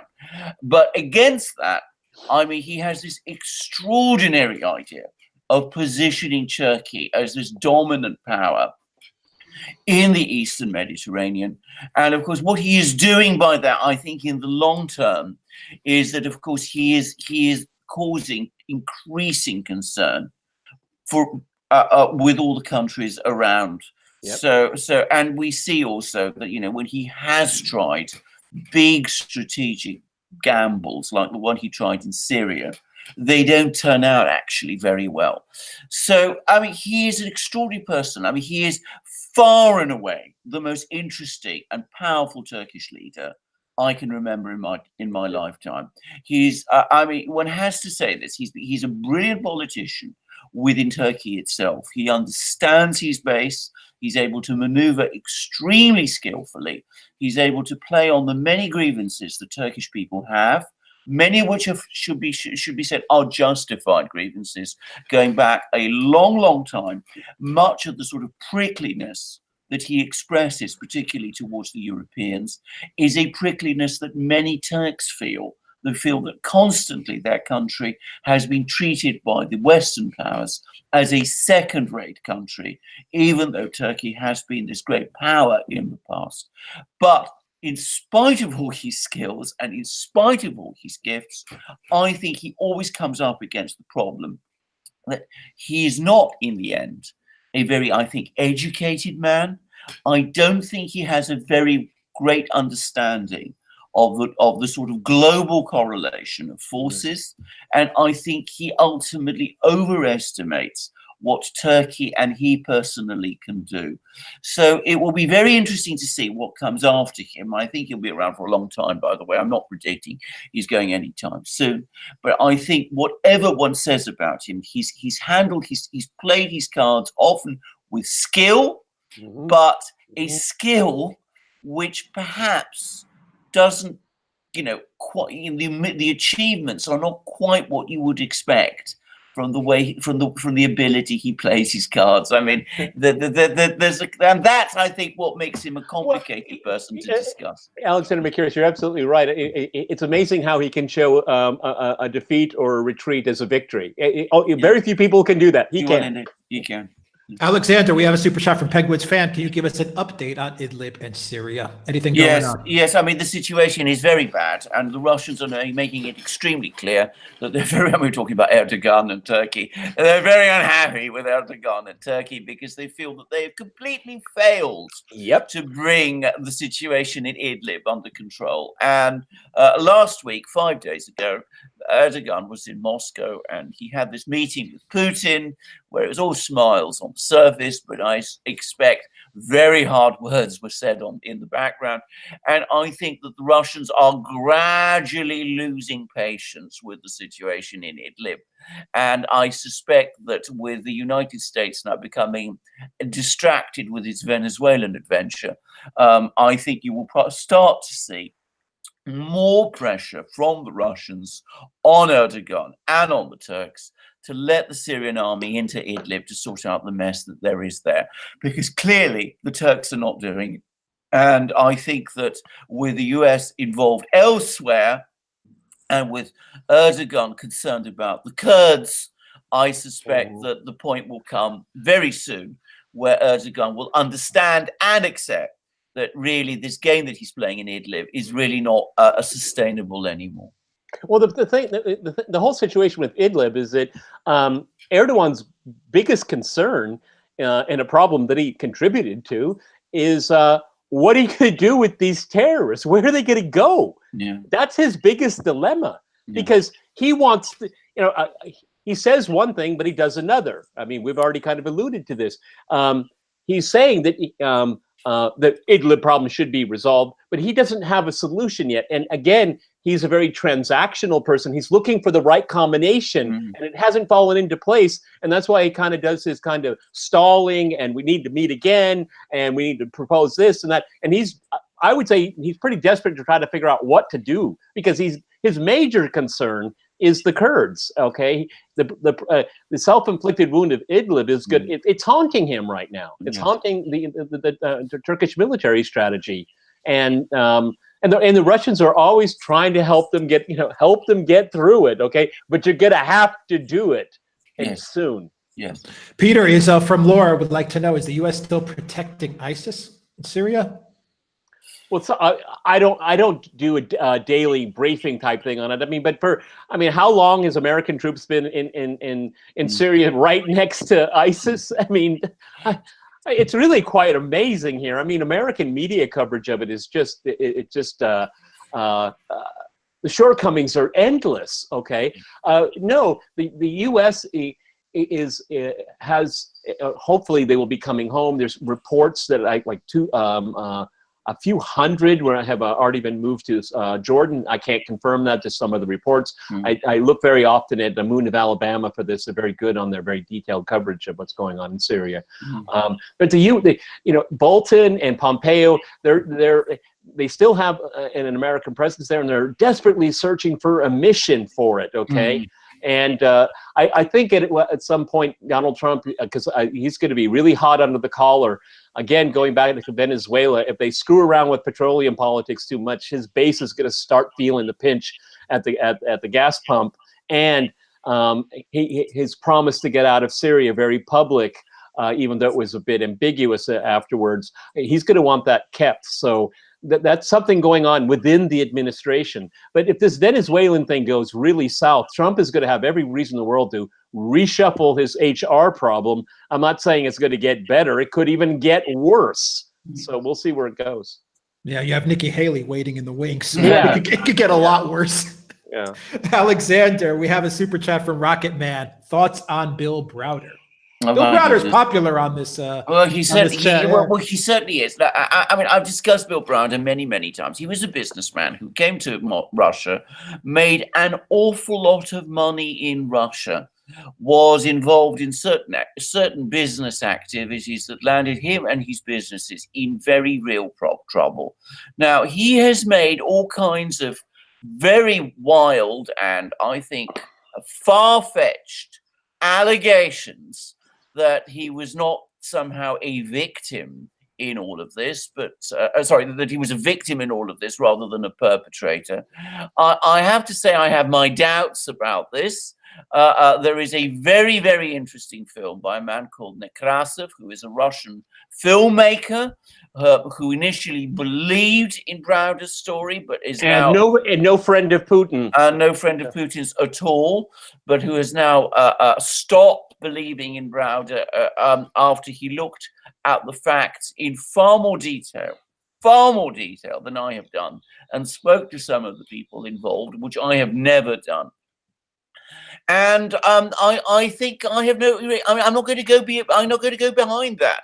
I mean, it seems to me that if Mr. Browder wants to prove his case, the right place to do it is in a court of law, in a contested hearing. I think there've been opportunities to have those kind of hearings in the past. It seems to me that he has always found ways to get out of that, and that makes me even more concerned. The major concern I have about Browder, interested in his activities in Russia. I'm not very interested in his activities in Russia. What concerns me is the extraordinary amount of influence he has had on Western policy towards Russia. It seems to me that he has managed to enlist Western governments, first and foremost, the government of the United States, in a personal feud he has with the Russian authorities, which ultimately arise over a business dispute and the rather complicated legal issues that arise from it. Now, that, it seems to me, is extraordinary. It is very bad. And I wonder, it does make me wonder whether if Mr. Browder did not exist, someone like him would have been invented or been found, because I cannot believe ultimately that the powerful people in Washington and in Congress who adopted Browder in the way that they did are really that interested in him. I mean, I find that very difficult to believe at the end of the day, why they would want to involve themselves in a dispute like this to the extent that they have.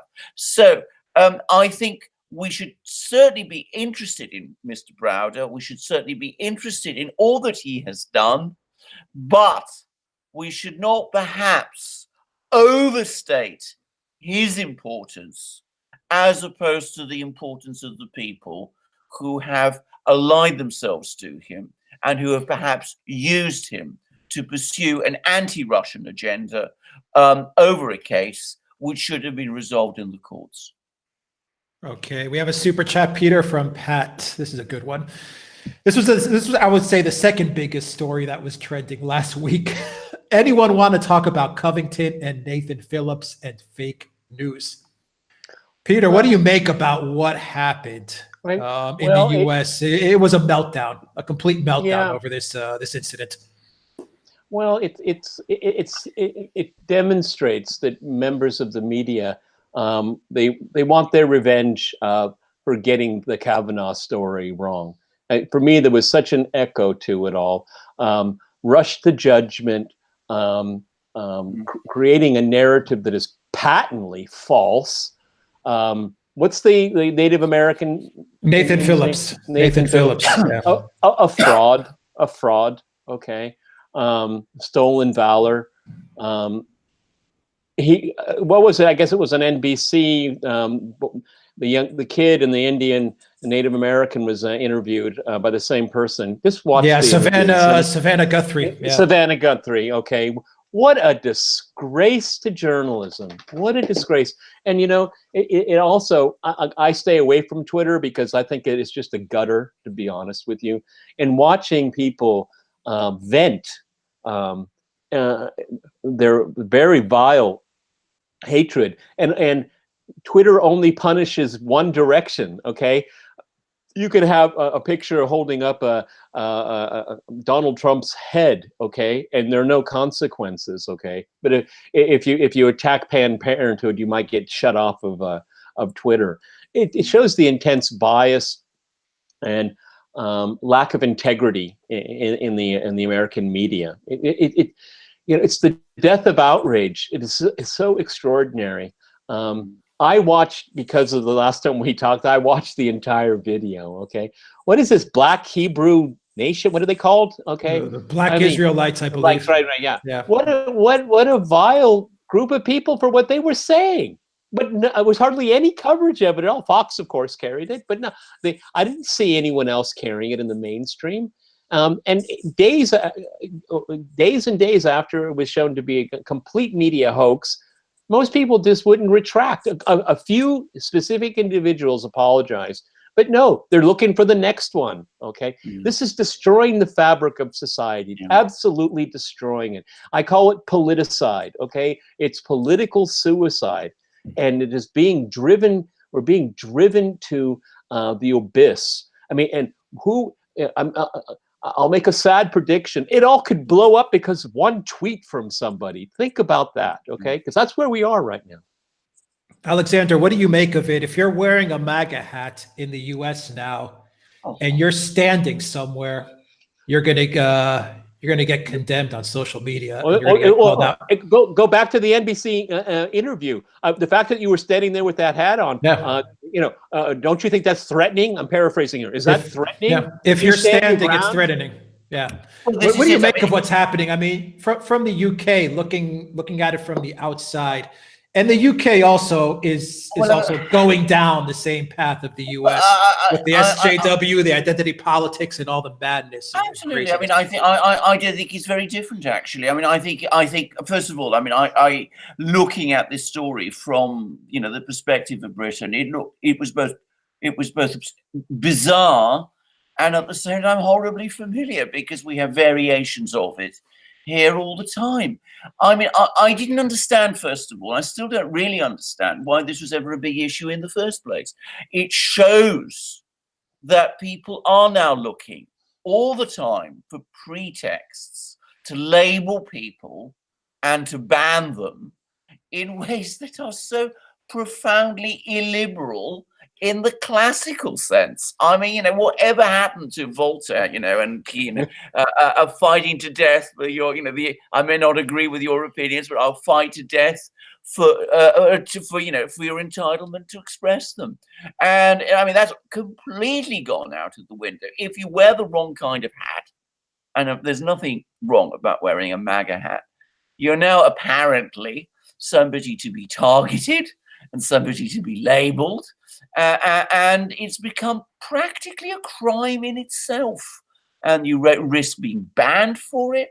And we see, as I said, attempts to police social media, and people can be embarrassed and humiliated. I think the whole thing is terrible.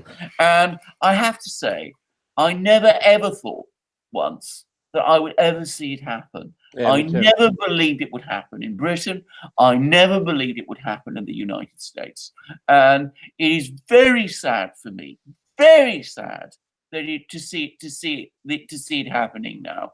I thought once that there were many things that could go wrong in the world, but at least in those countries, some kind of free debate would really happen.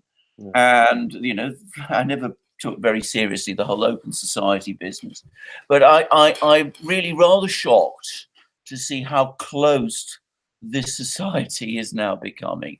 It's really extraordinary. It's just that now it's in the open, this blatant attack on free speech, blatant attack. Okay, and let's remember some context here. I mean, these are some teenage boys. I don't know between the ages of 14, 15, 16, 16-year-old boys. And they maybe that was their only time they'd ever been out of their hometown. They go to the nation's capital. It was a big deal. They looked like they were having a lot of fun. Good for them.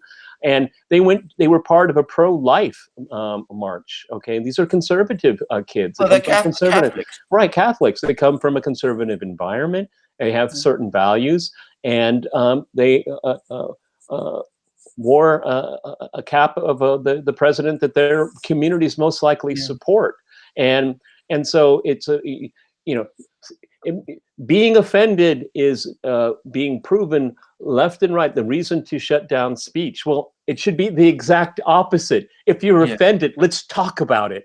Let's get this out. And let's speak to each other as equals and with respect, okay? And then you know what? We still might disagree, but we can walk away and have a sense of respect for the person you just talked to. That is being shut down, and it's very, very dangerous here.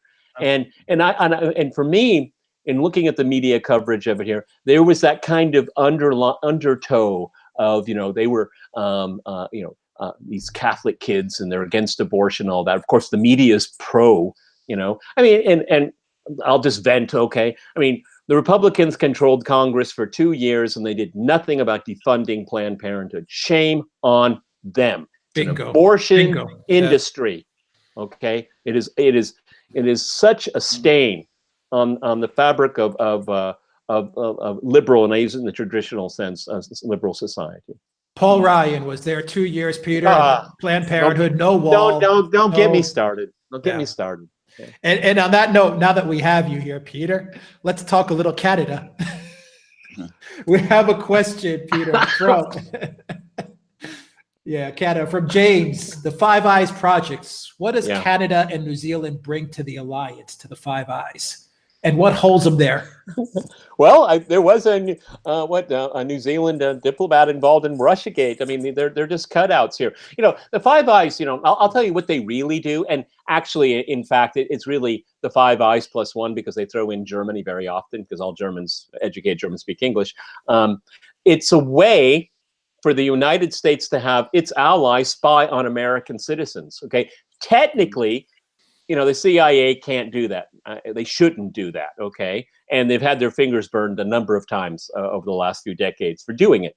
But the Canadians can spy on Americans. And so what they do, the Canadians spy on the Americans and feed it back to the Americans, okay? We didn't do it. Our allies did it, okay? And so the Five Eyes is really that.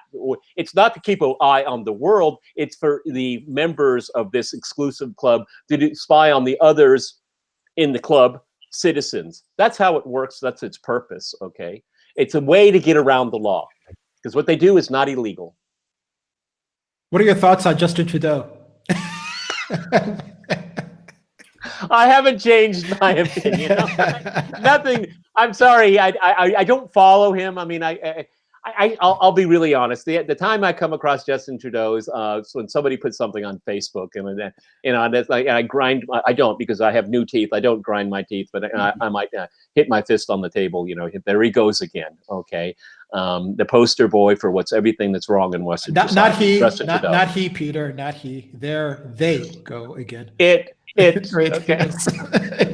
Let me tell you, I'll make an admission to everybody watching here. The whole trans thing came into being long after I left the United States, because when I still was living in the United States, people that cross-dressed were called transvestites. Okay, what happened to the word? Okay, because the concept is still right there. Okay, I don't have any time for that at all. Okay, dress the way you want. I don't care. Okay.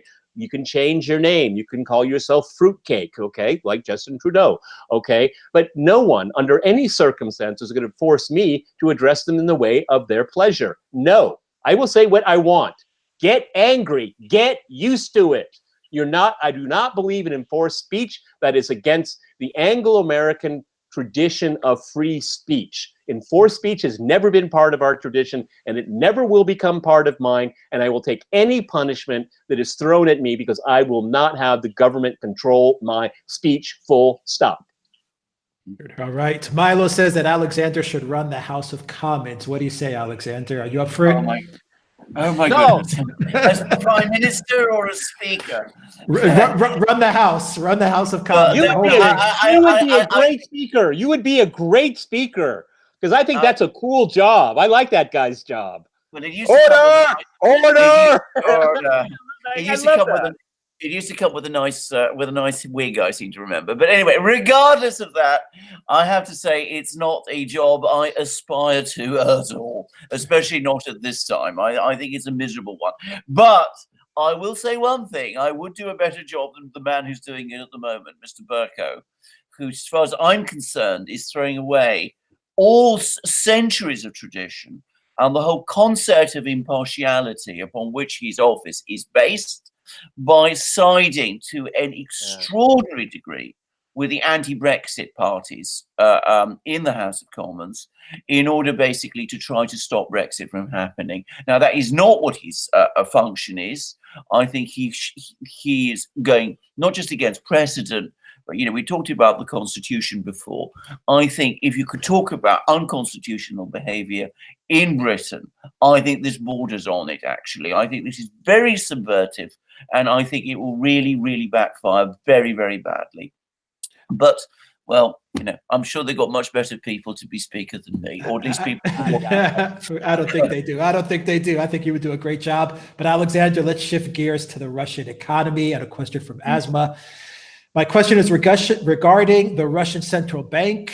I once heard a Russian expert saying it is still and will always be under the control of the IMF, and Russia is not controlling it. What do you make of that comment? No, I don't agree with that view. Now, I should say that I say that as someone who does not always agree with the things the central bank does. I mean, I have been hammering away, like various other people. Tom Luongo, you read his articles, which we link to on our site. I mean, I've been hammering away since about 2015, saying that monetary policy is too tight in Russia. The central bank is keeping interest rates too high, and has been doing so for too long. Now, this is my opinion, and I think there's a lot of people who share it, but you know, it's a huge difference from saying something like that, from making criticisms like that, and saying that the central bank is run by the IMF. Central bank in Russia is not run by the IMF. They are doing everything they possibly can to distance Russia from the IMF. They are stocking gold. They are selling dollars. They are creating alternative payment systems to SWIFT. The interbank payment system. They have launched this new payment card, the Mir card, to replace Visa and MasterCard. They are closing down. I mean, almost every month you read now about a private Russian bank that has been closed down somewhere. The effect of which, by the way, people I think should understand this: that in Russia, the big banks, the banks that do 70% of the work in the banking system, and where all Russians, the vast majority of Russians have their accounts, are state banks. And what the central bank is doing is, in fact, it is strengthening the position of the state banks in the economy. The state banks being pretty well run and being ultimately controlled by the Russian authorities themselves, with representatives of the government and of the central bank on their boards. So I cannot see that the IMF is running the Russian central bank. Quite the opposite. As I say, it's a very powerful central bank.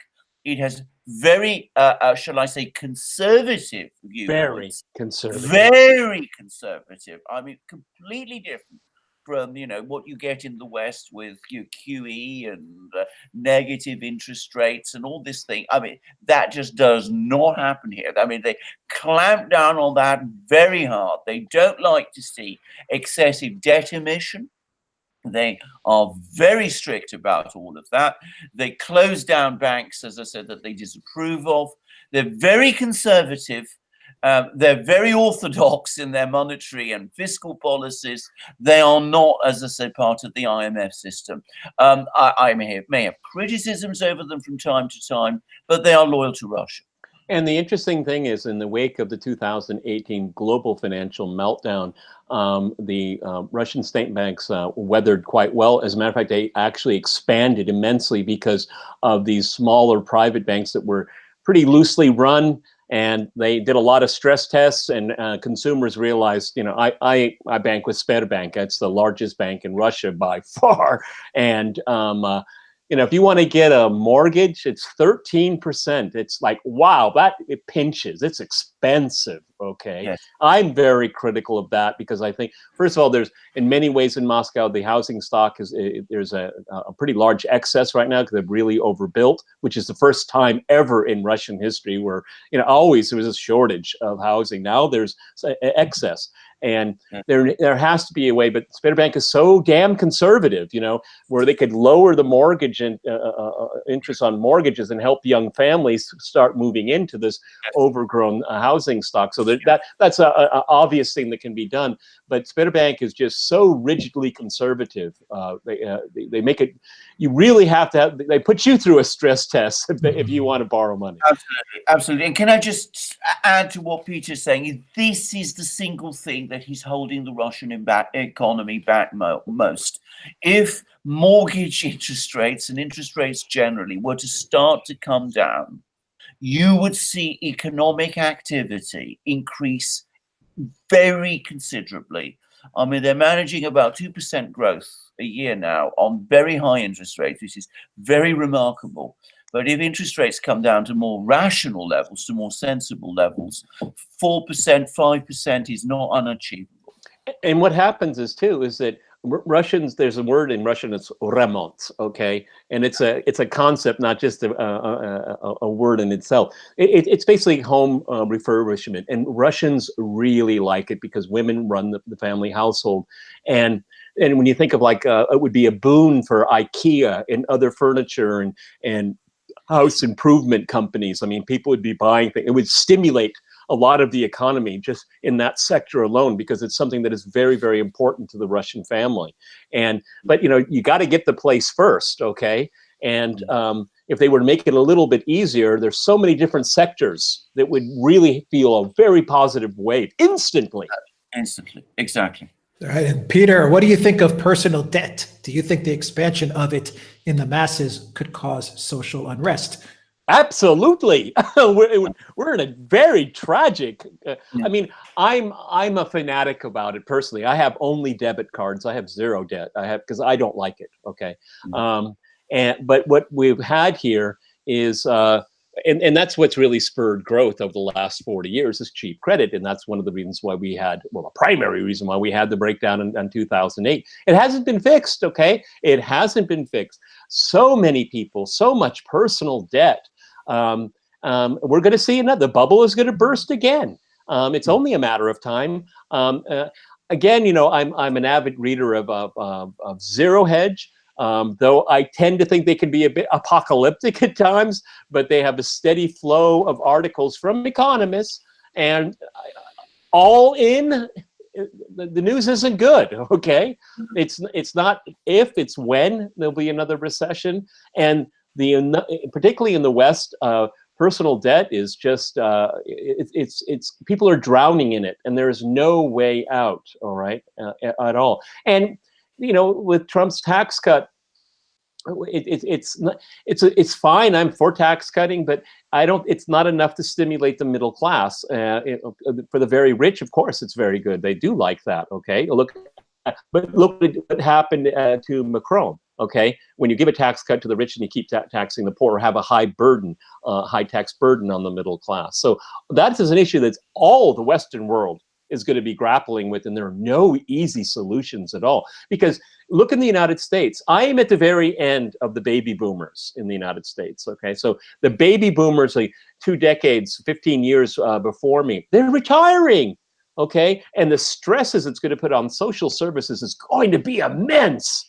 And that's when you get social unrest, because everyone was expecting to have, you know, a nice little parachute when they retire. It's not there. The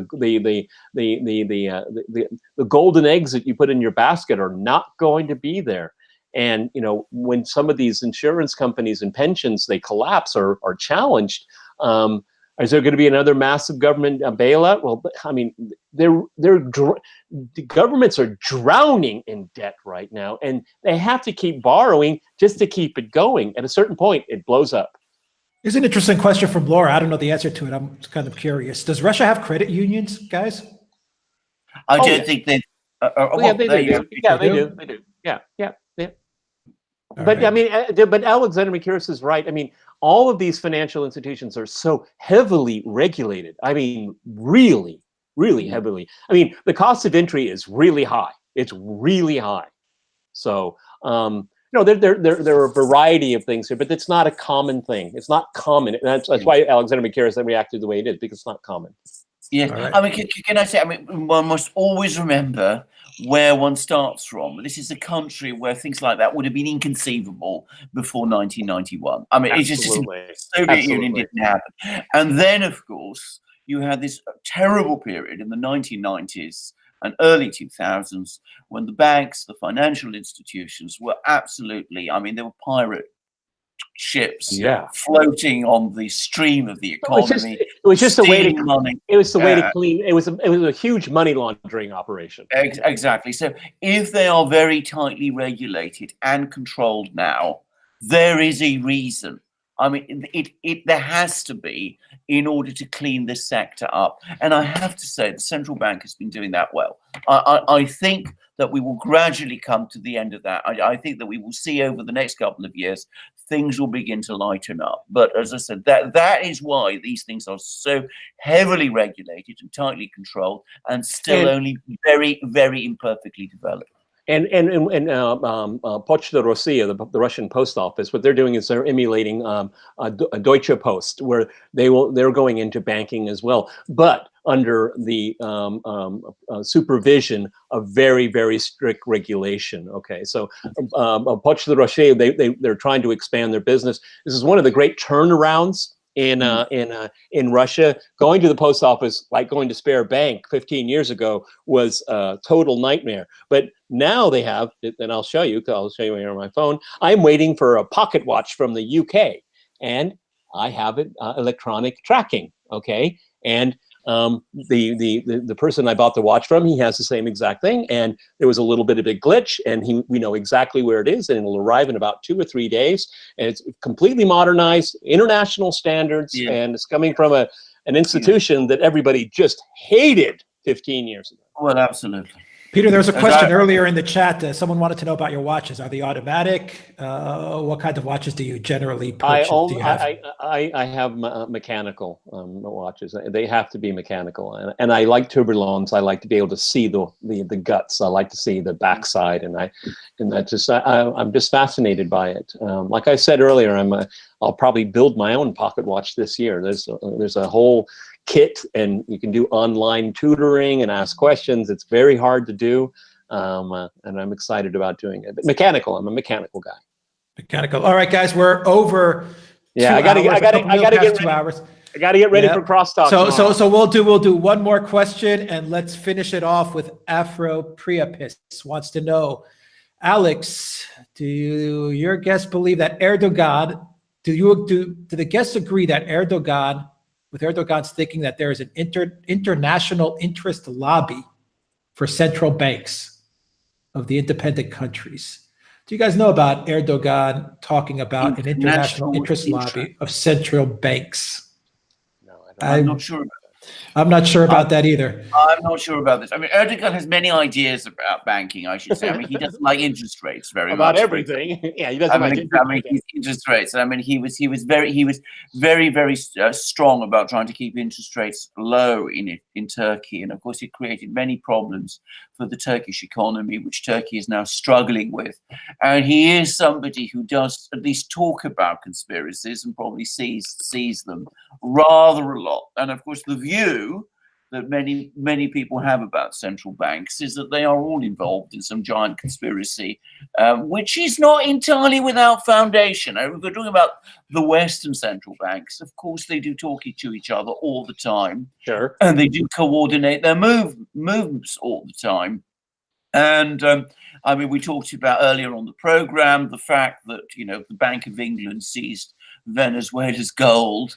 I mean, they would certainly have consulted with people before. And remember the LIBOR controversy. Absolutely. Yeah. So one shouldn't dismiss these ideas out of hand. I mean, there is a kind of trade union of the big central banks. I mean, the Federal Reserve, the European Central Bank, the Japanese Central Bank, and the Bank of England. I mean, those are the key ones.